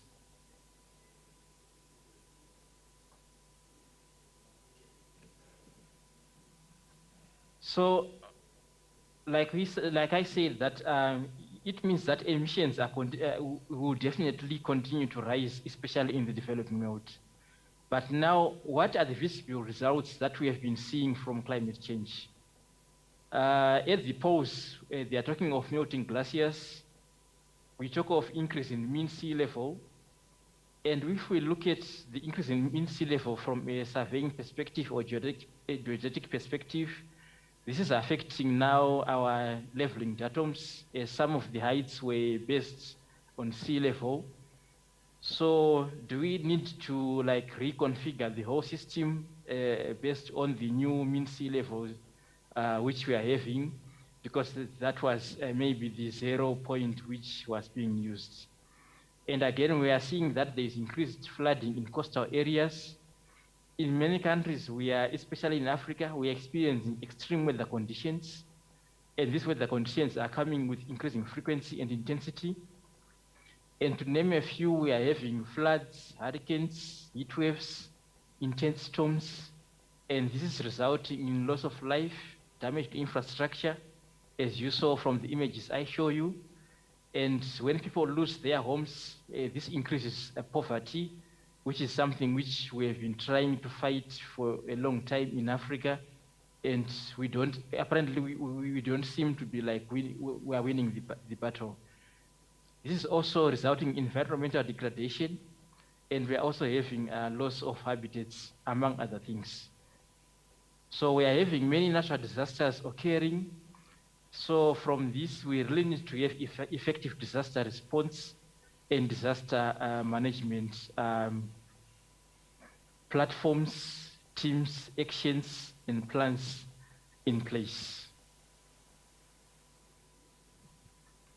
So what does this demand? I think we need disaster response to be done in real time, and we also need to have early warning systems in place. so that should maybe a cyclone or a storm be approaching, we could try to warn the people not to be in the roads so that we can try to minimize loss of life. Or we can also maybe try to also look at how can we design some evacuation plans which are in place, which can be effected should a disaster occur. So this will be part of the design of the disaster management systems. And then what resources do we need for this? Definitely we need spatial data, and preferably we need it to be in digital format and also up to date. And some data we need it to be real time or near real time so that we know what is happening. And with near real time data, sometimes we have to think of big data, which was mentioned in the previous presentation. We have to think of sensor networks, which continually provides data, be it precipitation, so that we know that maybe the water level is continuing to increase in this area, and maybe we need to increase the alert level in that area as we are seeing that flooding will be happening soon.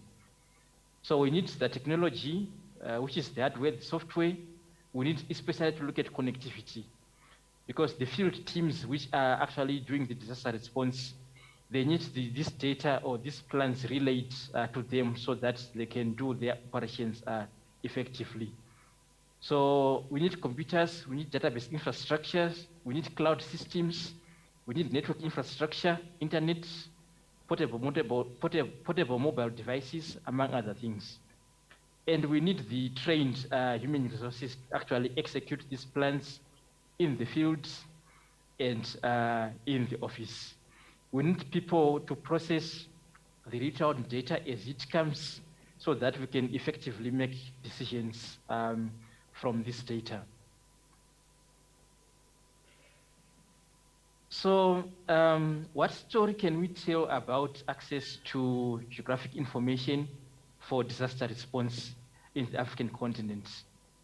Like I said, that there's no doubt that we really need geoinformation for disaster response and management activities.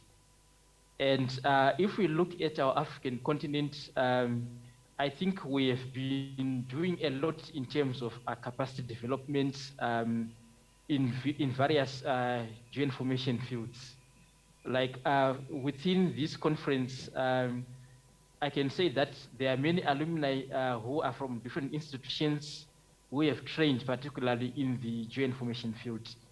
So I think we have the capable human resources to actually work on disaster response, to work on disaster management.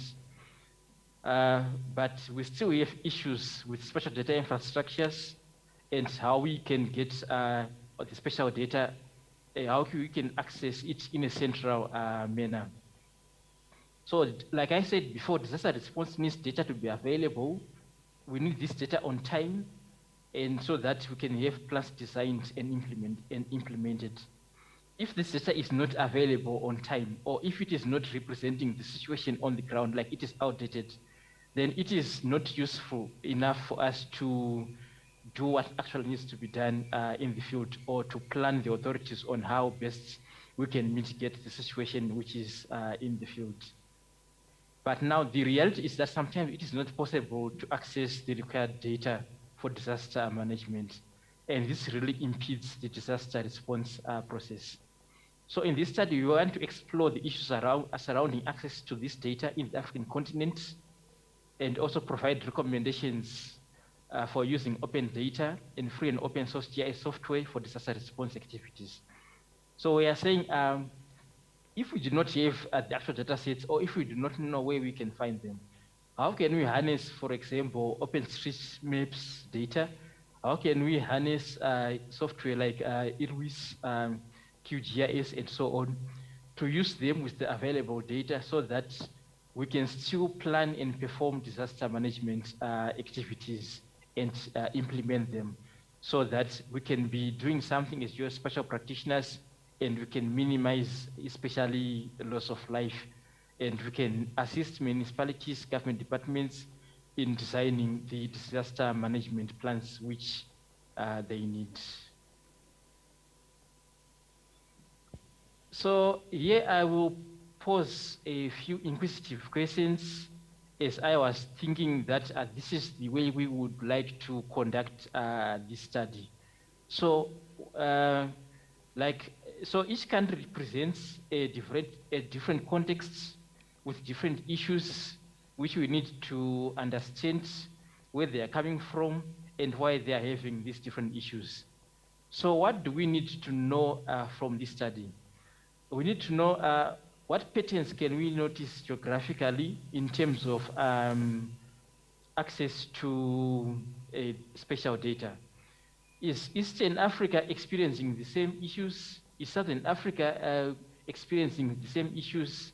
Or how is it distributed spatially? So what patterns can we see from the data which we will find? And will it be possible to rank the countries in the African continent regarding data access? Which countries are doing well? Which ones are struggling? And again, now from those we are doing well, what lessons can we take or what takeaways can we get from them so that we can actually improve in the countries which are struggling? So how can we use the success stories which we can see in the African continent so that we can also have some homegrown such situations which can be used by other countries? Because disaster management really relies on time spatial data, which is formatted in different ways, and also need this data to be mobile device friendly, among other things. So as a way forward, we need to have indicators to assess the access to spatial data.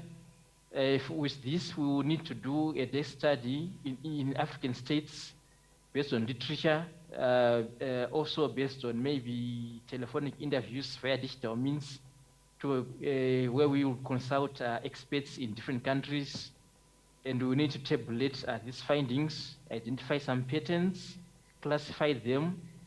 Then we'll design a series of thematic maps for the findings, and we also design the interventions and also do some thematic maps for the different interventions. And most important, we need to establish a research team.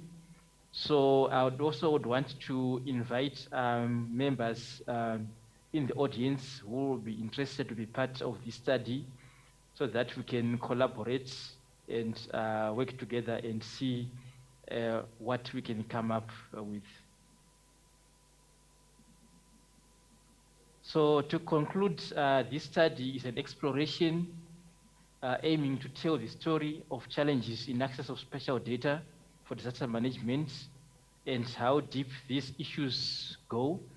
Because without spatial data, disaster response it can be done, but I think we'll be doing it in a limited way because spatial data is integral to the planning, the executing of the disaster response activities, and also in preparation of future response plans.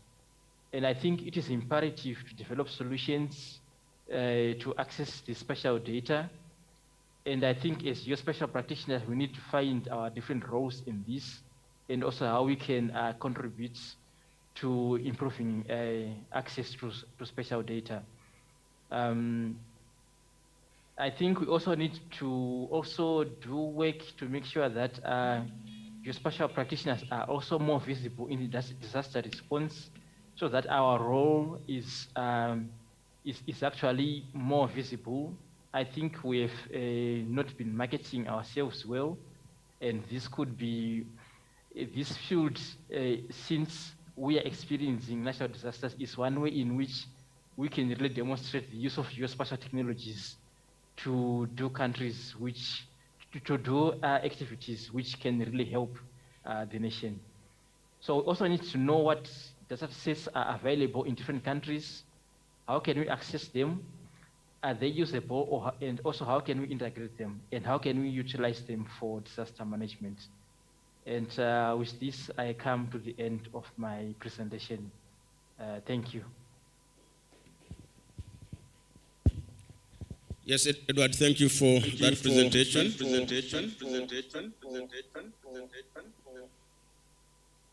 What's happening? I hope that's not weaponizing GIS. Yeah, from the onset, I thought Edward was presenting from Uganda, because those pictures, at least for those who have been following events in Uganda, they are similar to what is happening to us. In Ngora, I think crops dried out. We have been, our bridges have been giving way, flooding has been everywhere. So surely these are the impacts of climate change which affect each and every one of us. It's definitely an interesting discussion which we need to be part of it. And I know when he was presenting, some of you could have been tickled in one way or the other, and you feel to raise a question to him. If there's any question, I welcome you to ask him. And please be aware that time is not on our side. The earlier we finish, the better. Any question from the audience?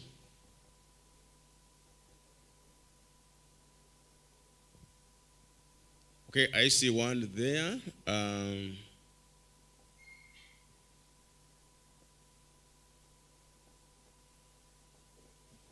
Okay, so there's one question from Prof. Please feel free to interact with Edward. I know you have interacted with him in several fora, but this is also the right forum for him to talk. Thank you. Yeah, thank you, Chair. Many thanks to the presenter. As you have observed, the issues are familiar with what we are having here in Uganda, despite the geographic distance between the two countries. But I heard him calling for some kind of collaboration or partnership to work on some of the ideas he has under this. And I don't know what form he desires to have with respect to the collaboration. Is it a case of comparisons? For example, one could build a story. He's talking about Mozambique and Southern Africa in general. But when you look at the hazards being addressed, they are also true in our region. So is he looking at it from the point of view of a comparative study? You already have some instruments and methods where some findings could be shared, or some kind of a publication jointly done. All right, any other question? Offline? No, what about online? Okay, there's no question on online as well. So Edward, you have a question. I hope you heard it very well. Please, you can help us to address it. Thank you. With the collaboration, I'm looking at maybe writing a series of articles on the issues. But the issue is, since I'm in South Africa and my colleague is from Zimbabwe, the issues which we know of or have more access to information to are from down south here. So we need people from different countries who know the situations in their regions to come in so that we can gather the information together. Because my plan was to look at it from the perspective of the African continent. So the study will be bigger for us to handle. But if we have hands from different countries, then it will be maybe easier to do the study. And maybe so I think the first part is to get the field work to know what is different from what is happening in different countries. Then we find a way to do the comparative studies, as mentioned in the question. And we see how we can also represent these things in a geographic way using mapping.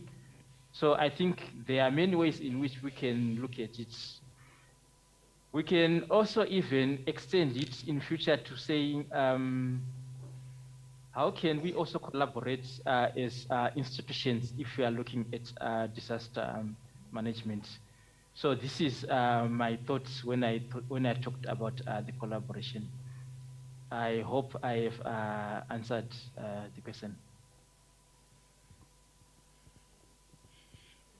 All right, if there is, Edward, I will just give some remarks, and if you feel like responding to them, please feel free. But my main remark is on green technology that you said is quite very, very expensive, approximately 100,000 rands. That's a lot of money, and definitely a few people will want to spend that money on solar. However, when from your beginning pictures, you realize that the impacts are enormous, impacts of climate change. And if you could even have statistics on loss of lives and property, most likely they could be even more than what we are losing from COVID. I would have a small digression on that. With COVID, for example, the whole world is united in fighting COVID, and they are spending a lot of money easily. They are donating resources here and there. And I would imagine even other diseases such as HIV, governments are really in unison fighting these diseases. When it comes to climate change impacts, I personally don't see this kind of united fronts in fighting the impacts of climate change. Because if they did, I mean, you can look at education, for example, as well. You have universal primary education in the case of Uganda, and also universal secondary education. This all involves money. And my simple question would be that why couldn't the governments do the needful or something similar to that in fighting the impacts of climate change? In other words, can't we have a possibility of governments giving us resources to install these solar panels in our, or at least some kind of subsidy in installing these technologies in our roofs? Of course, this will promote the green environment. So all in all, I think we need also to be looking at the political will to fight this. And then also maybe clear policies on how exactly to address these impacts of climate change. Because in the case of Uganda, I hear that whenever there is always a disaster, either the Prime Minister or the Minister himself is the one to rush, as if there are no other responsible bodies down there. So in other words, we need clear policies on who should be doing what, and then also we need to have clear financing mechanisms on how to fight the impact of climate change. As I said, to just a discussion, if you feel like making a comment, especially on how governments cannot really have clear finances on how to fight the impacts of climate change, then I will be happy to hear your comment. Thank you.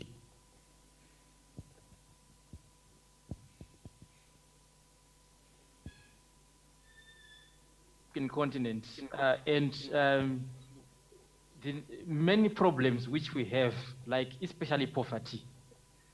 I think when governments prioritize what they need to do, climate change will not be high maybe on the priorities because there are other things. So I think firstly it's a matter of priority. Then secondly, I think climate change action is something which should be done by everyone. I remember when I was in primary school in Zimbabwe, where I was learning, we had a National Tree Planting Day, and we would plant trees. But I'm not sure if those activities are still happening nowadays. But if you were still saying that we should plant a tree every year, that would do some, that would go a long way even in increasing the temperatures in regions. Because currently we are removing trees, but we are not doing much to actually replenish them. So I think the climate change action, we need to see how we should start it at the individual. How do you do recycling at home? How can you prevent like plastics from ending up in the water bodies and so on? So if we see how it can be done by the individual person, and maybe if there's a way for the person to benefit. I remember in 2007 in Netherlands, when I was doing my master's, already there had a mechanism for you to go with your plastic bottles, which had for juice, to the shop, so that you can get some money back, which you can use to buy something in the shop. So I think if we have those incentives, people are more willing to actually take maybe the plastic waste somewhere where it can be recycled because they're getting reimbursed for something. Then I want to also comment on the solar. There's something which is being done in South Africa whereby you can have an on-grid solar installation. So the solar installation will be expensive for you, yes, but it will be joined to the grid. So what happens is the units or the kilowatts we should not use during the day, they go on the grid and the city buys it. So they pay you for those units which you are not actually using. So that way you are supplying excess energy which you are having to the grid, but you are also benefiting from it. So maybe those type of scenarios are what could actually maybe motivate people to say, despite the costs which the installation will cost me, if I'm also benefiting it, and if also it is making the grid more stable, it might motivate individuals and companies to invest more in the solar. Otherwise, having subsidies in green technology would, I think, also go a long way to motivate individuals and companies in implementing green technology. So that is my viewpoint on that.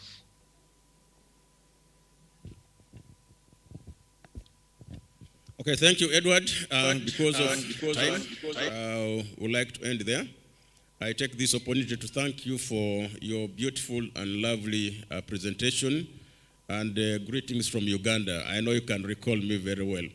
I invite you to give Edward a rousing hand clap for his presentation. The next is a video from Dr. Sami Eria. I don't know how long it is.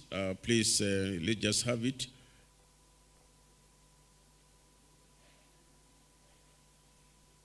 So Sami Eria is our former student here as well, and is a senior support analyst at SRI in North Carolina. I think we are doing well as a department. Yeah, thank you.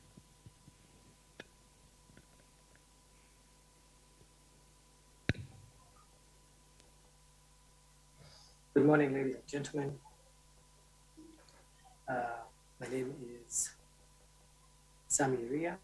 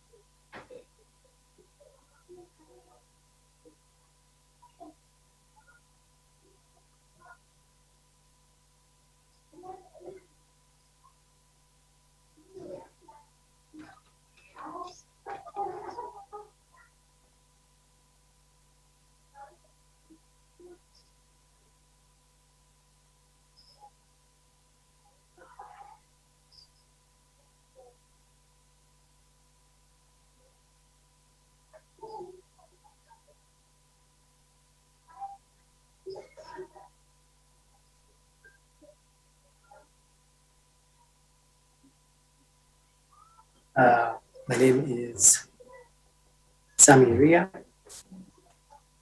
I'm a former student of Department of Surveying those days, now Department of Geomatics and Land Management. It's an honor and a pleasure to present at the AGRC2021. And I hope you enjoy the presentation.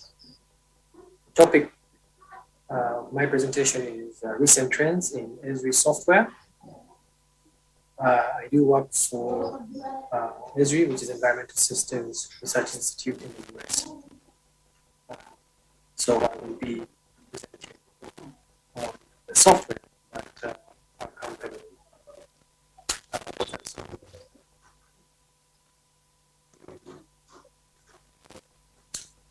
Here's an outline of my presentation. I'll start with a historical context of Esri software, current GIS software trends, what the future holds, and then conclude the presentation.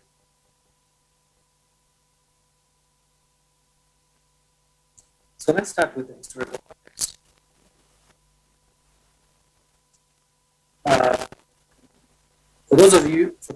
For those who do not know who or what Esri is, Esri is Environmental Systems Research Institute.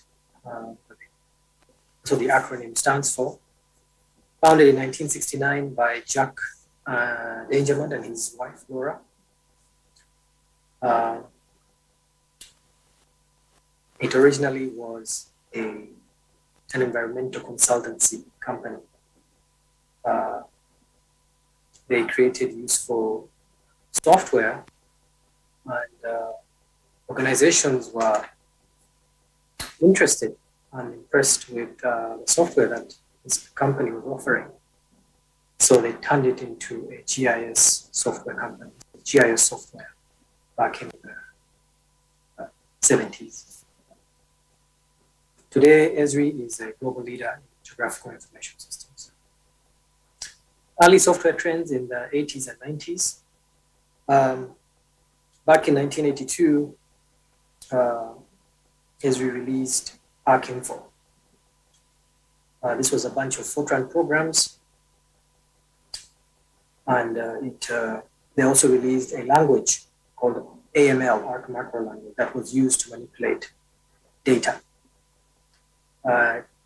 It was ARC-Info. ARC was the logic for manipulating the data, while info was the data that was being manipulated.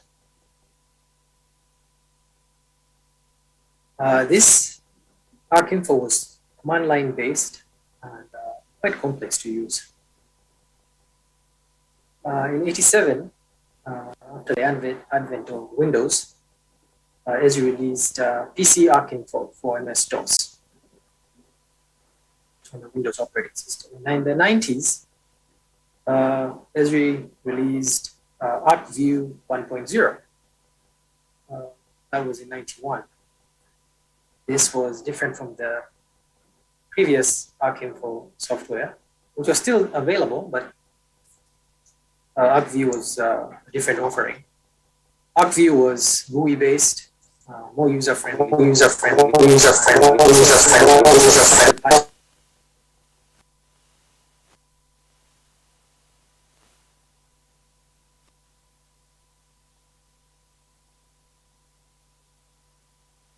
Partnership between Esri and Microsoft, and even after we work closely with Microsoft. And, much as our software is can be run on other platforms, but Windows is the primary platform that we target with our software, especially the desktop software. In 1999, Esri released ArcGIS 8.0. It's the first time we're seeing the word ArcGIS. And this was also GUI-based software. It was different from the previous ArcView only in the fact that it was it had more functionality. It was very powerful. It's also on the Windows operating system. Looking at the 2000s,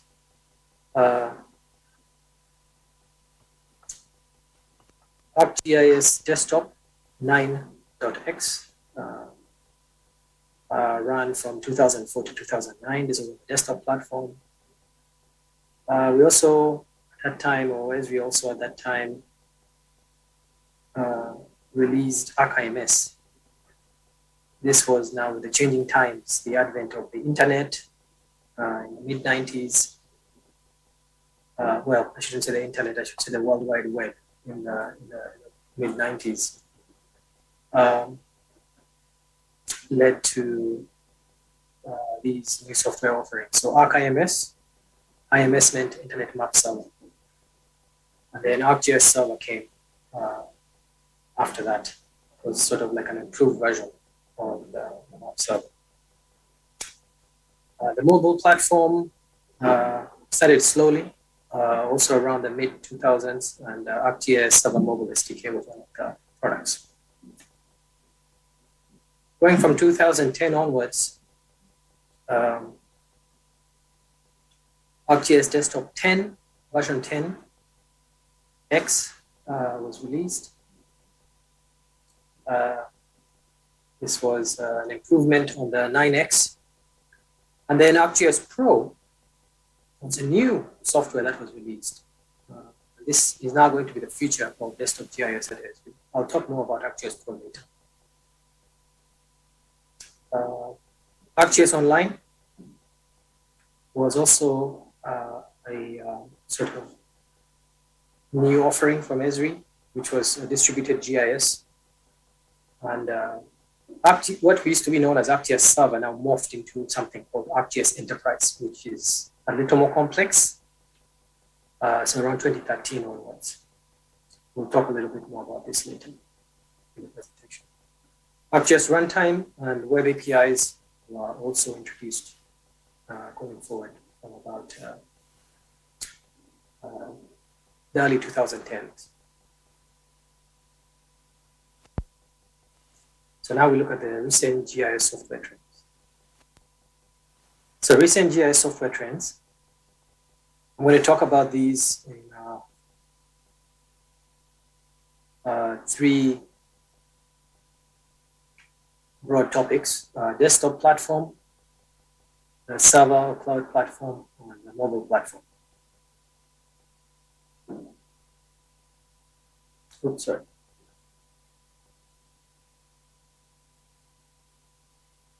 Starting with the desktop platform, ArcGIS Pro. This, as I said, is the future of desktop GIS at Esri now. It is different from ArcGIS Desktop, which many of you who use GIS will remember as ArcMap and ArcCatalog. It's sort of that suite of products.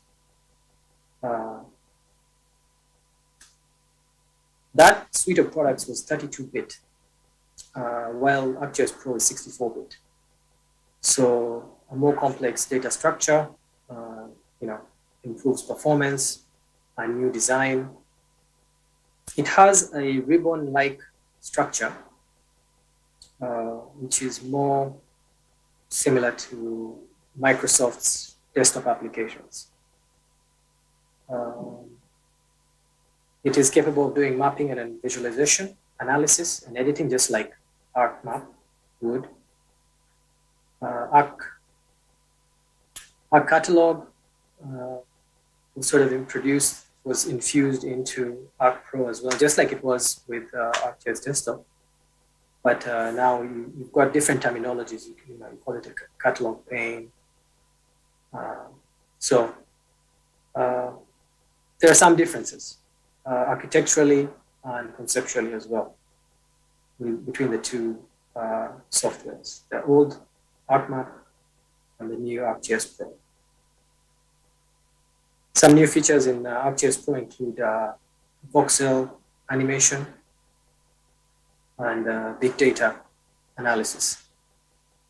ArcGIS Desktop, the previous generation of desktop software, has had its last release in 2020. And this is ArcGIS Desktop version 10.8.1. No further releases will be made of ArcGIS Desktop. ArcMap, ArcCatalog, that is, that suite of software.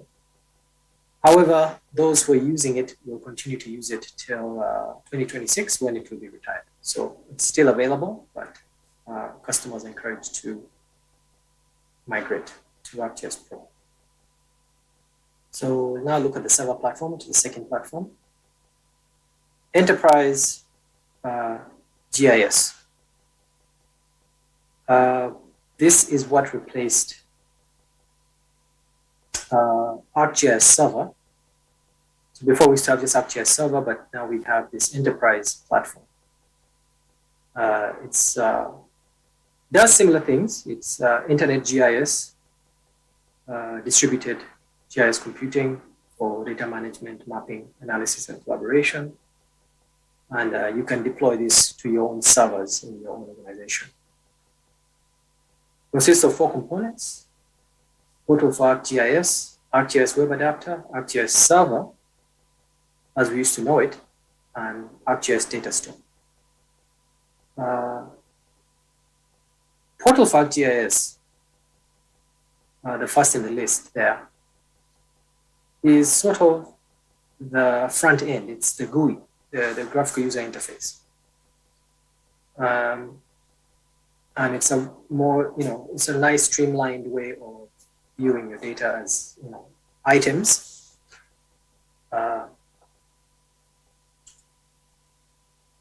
We have the ArcGIS Web Adapter, which helps with the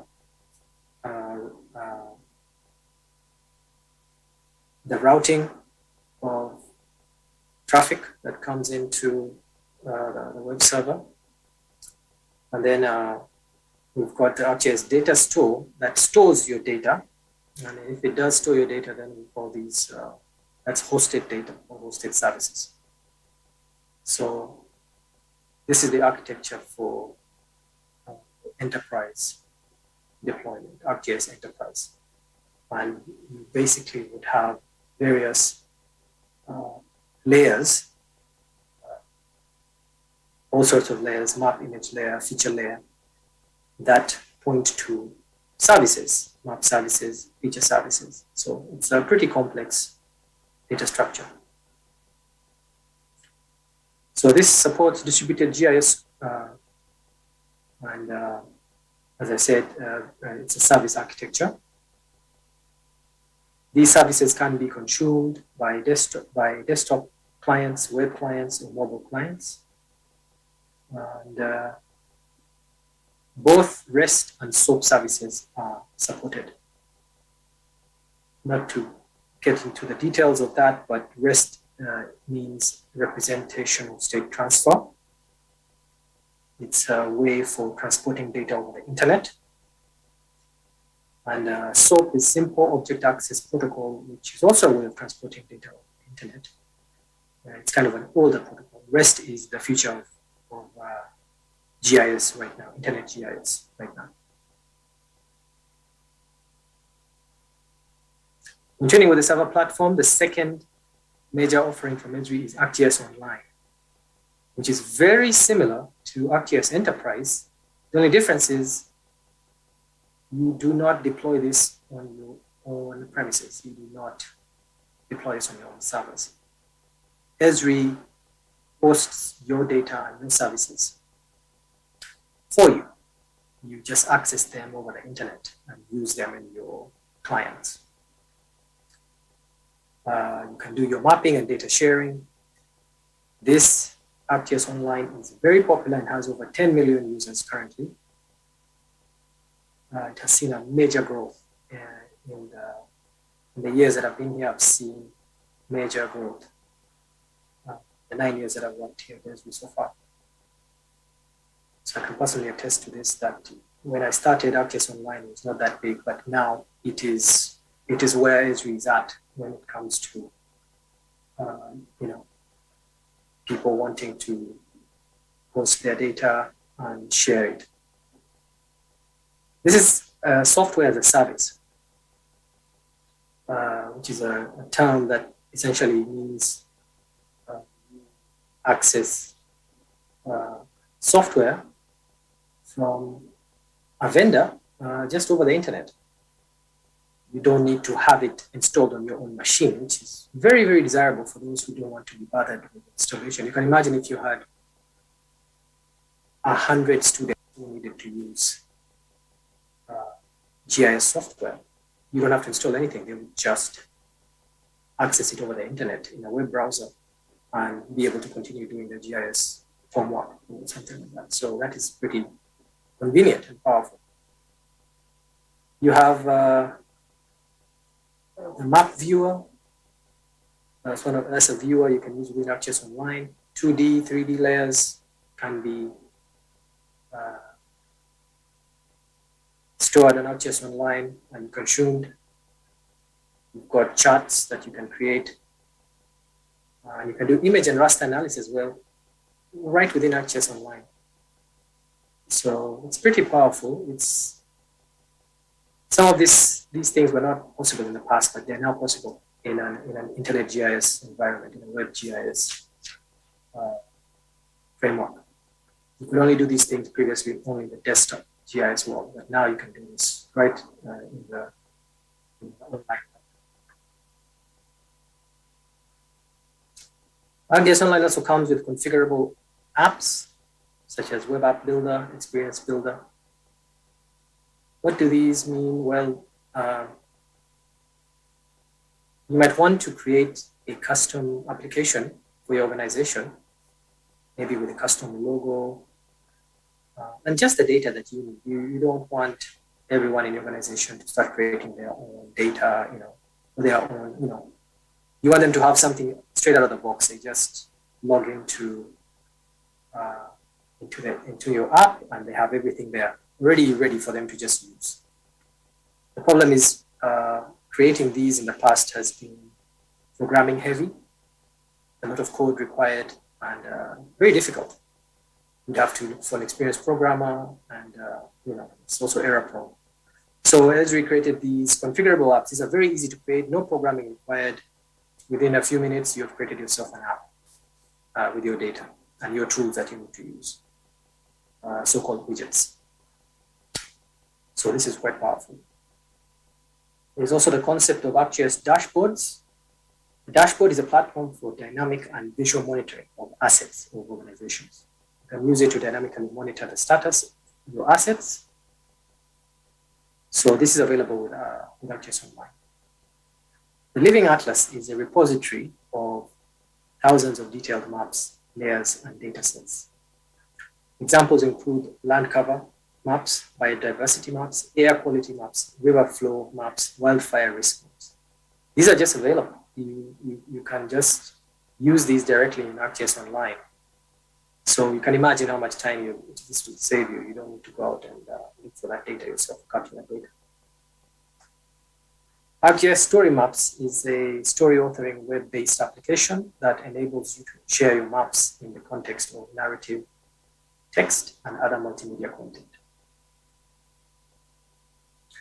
ArcGIS Online also has extensions such as Hub, Velocity, and Image.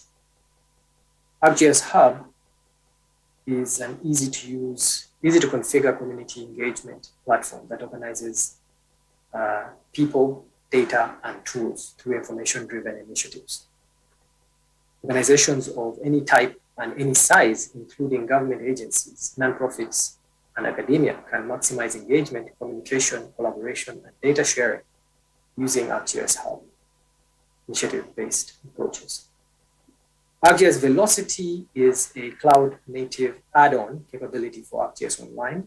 It enables users to ingest data from the Internet of Things, IoT platforms, or third-party application programming interfaces.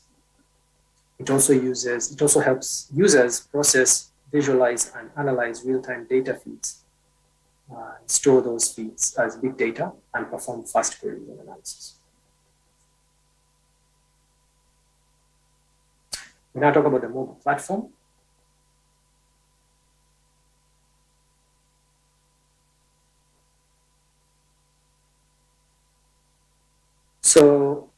On the mobile side, Esri offers pre-configured apps, fieldwork management apps like Tracker, Navigator, and Workforce,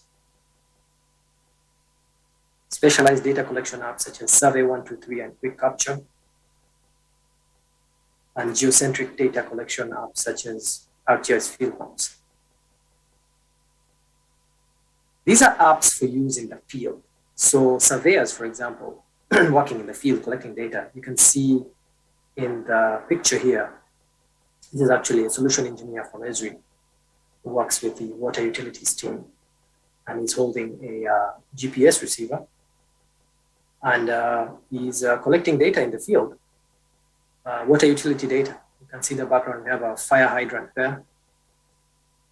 And right here, all sorts of pipes. So this is the map showing all the assets with regards to water utilities around this area. And you can view, collect, and share the data. You can edit the data. It also has tracking capabilities. You can use high accuracy GNSS receivers, like the one that is holding. As soon as you collect the data, you can edit the attributes and submit that data to the server. When you get back to the office, you can go into the office and edit the data and view it. You can also view the data in dashboards. So your manager, for example, can see as data is being collected. Let's say an outage has occurred.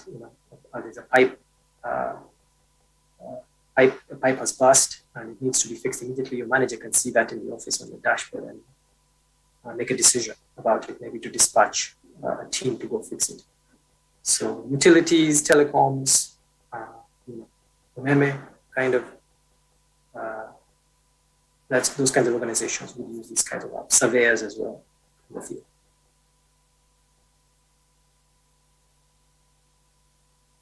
You can also make your own app, so you don't have to use the one that Esri created. So you can create one that is specific to your own needs. This requires programming experience. So you'd have to employ a developer if you have the skills. So Esri provides APIs and SDKs. API is an application programming interface. Software, and SDK is software development kit. These two almost mean the same thing. I'm not going to get into details, but for those who do some programming, you will be familiar with these terms. We have the ArcGIS runtime SDKs for various platforms. For .NET, that is C#, VB.NET, Java, Qt, Android, iOS.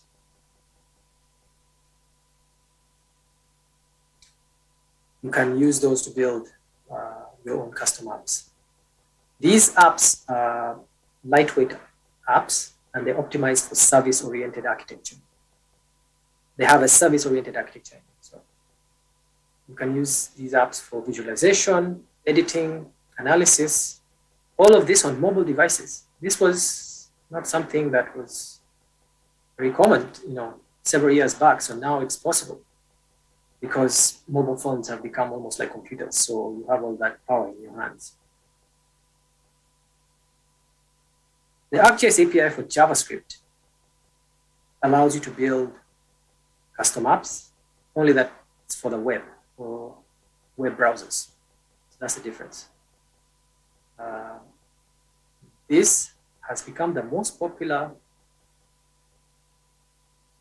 API amongst our customers at Esri. In the time that I've worked here, I have seen that our customers have grown tremendously in this. The customers who use the JavaScript API have grown tremendously. It's become very popular. And for one good reason, right? Everybody has access to at least a web browser, Google Chrome, Edge, previously Internet Explorer. And you can just run your apps right in that browser. Of course, that browser can also be accessed on a mobile device. So that's why it's quite popular. Software for applications in geomatics and land management. I selected some applications I selected some software that Esri has released so far that would be very, very interesting, maybe for the for the geomatics and land management department or in that field. ArcGIS GeoBIM. This is a web-based application, and it integrates building information modeling, which is BIM, with Esri GIS data. The BIM is from multiple systems. For example, Autodesk and any other vendors. It's part of Esri solutions for the architecture, engineering, and construction industry, AEC, as it's called here. ArcGIS for AutoCAD. This is a free plugin that allows integration of data from Autodesk's AutoCAD product. ArcGIS Parcel Fabrics. This will be very interesting for surveyors because this is can be directly used in a cadastral survey to plot the data. So Parcel Fabrics is a services-based next generation GIS that organizations can use to manage 3D and 4D parcel data, including strata and subsurface information, ownership records, agricultural and natural resource rights.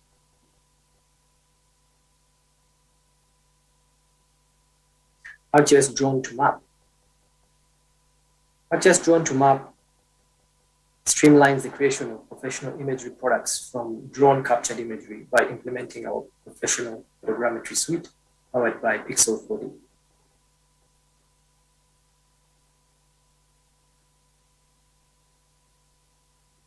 ArcGIS Indoors.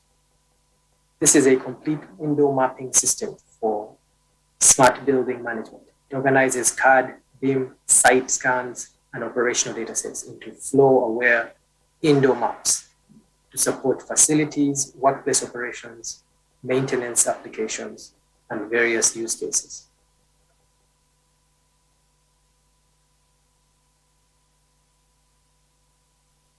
ArcGIS City Engine.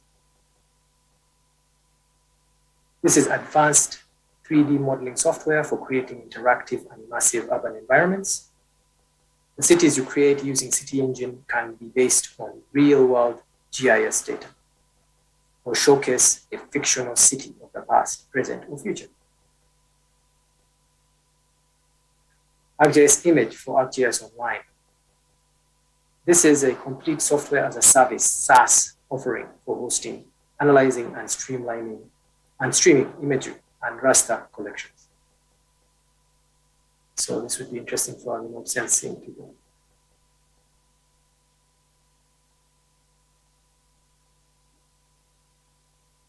ArcGIS Platform as a Service, or PaaS. This is something that Esri introduced in 2021.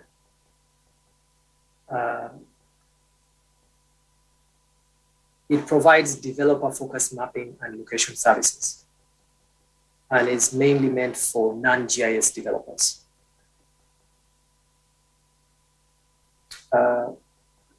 Essentially, those who are not very familiar with Esri products but want to use our services, location services, for example, geocoding services or base maps, they can integrate our services into their products using this platform, ArcGIS Platform as a Service offering.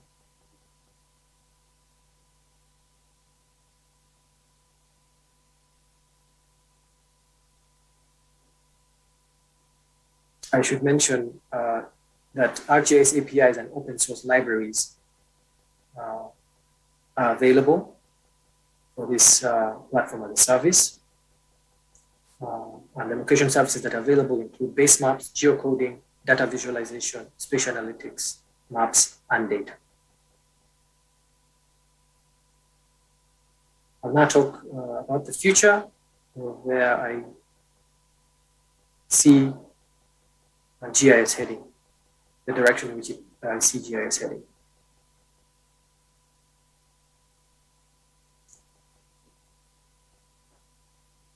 The platforms that are growing in popularity. Each of the platforms I've talked about are growing in popularity. We'll start with the server platform, or cloud. ArcGIS Enterprise and ArcGIS Online are growing in popularity. The SaaS and PaaS sort of platform services. More distributed GIS delivering SaaS and PaaS models will be seen in the future.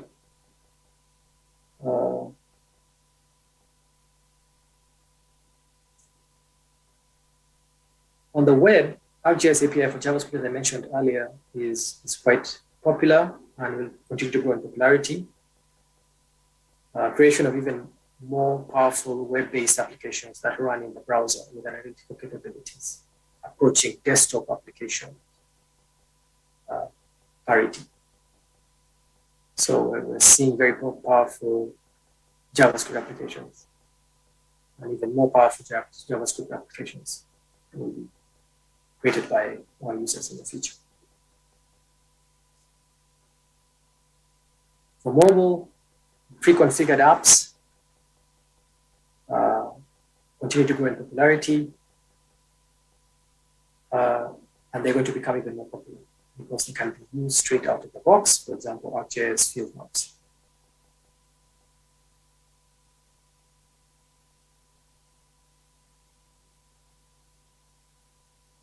It's also easier to create native custom mobile apps for various platforms that can be used in the field by field crews, environmentalists, and engineers. In the desktop world, ArcGIS Pro is the future of desktop GIS, and more advanced and powerful capabilities will be added, such as 3D analysis, real-time visualization, and mapping, visualization and mapping, advanced data management as well, and artificial intelligence, data analysis as well, AI. As I said earlier, ArcGIS Desktop will be retired in 2026, and our users are encouraged to migrate to ArcGIS Pro.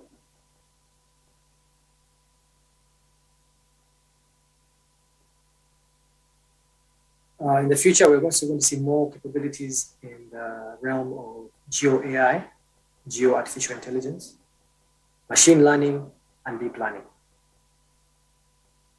An example of Geo AI would be feature extraction from imagery. This is already possible as we speak right now, but we're going to see more artificial intelligence incorporated to the software. In terms of real-time applications, Internet of Things, sensors, and these will be incorporated into the software. They are already available as two product offerings, Geo Event Server and Velocity.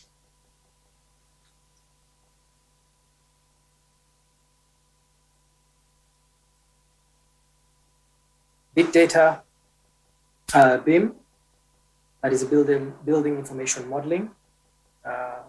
GeoBIM is a product that Esri will be releasing later this year. And as I mentioned earlier, this has to do with things like AutoCAD, integrating that kind of data into the GIS data. Big data, these are capabilities like the Geomatics server on the ArcGIS Enterprise. It can be used to carry out big data analysis, for example, crime analysis, transportation analysis over decades.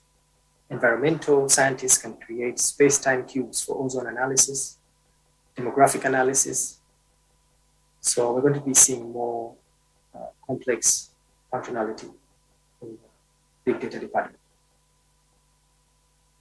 And interoperability with open initiatives for better integration. Open initiatives include open standards, open source, open data, open science. Concluding remarks. GIS enables a geographic approach. That location is the key here. GIS technology is advancing rapidly, and GIS is increasingly becoming interconnected. Many new users of GIS are emerging in various fields. You name it, from public health to government and so on. AGRC is an integrated system supporting individuals, teams, organizations, and communities. And this is across the board, regardless of the field. So it has become quite pervasive. Esri's mission is to create useful technology and help our users be successful. And going forward, that is what Esri intends to do, and hopes that it does a good job in the future. I've talked about several technologies here, and for more information, please visit esri.com/training. We have a lot of free webinars over there for all the technologies I just talked about today. And you're welcome to go and view those and get to know these technologies even better. Thank you very much for your time, and I wish you a good conference. Thank you. Yeah, that was a recorded speech from Dr. Sam Eria, and that means we cannot invite any questions, because even if we did, we will not be available to respond to them. But all in all, I saw your hand up. All in all, I still invite you to give him a rousing hand clap, because I know it's recorded anyway. You should be able to appreciate that we appreciated this presentation. Without wasting much time, I would like to invite Professor Anthony Gududu to give us the way forward.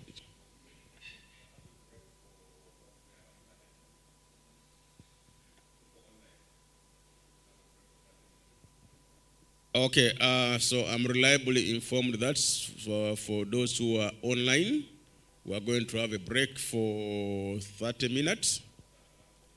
And then we should be able to start around 2:30.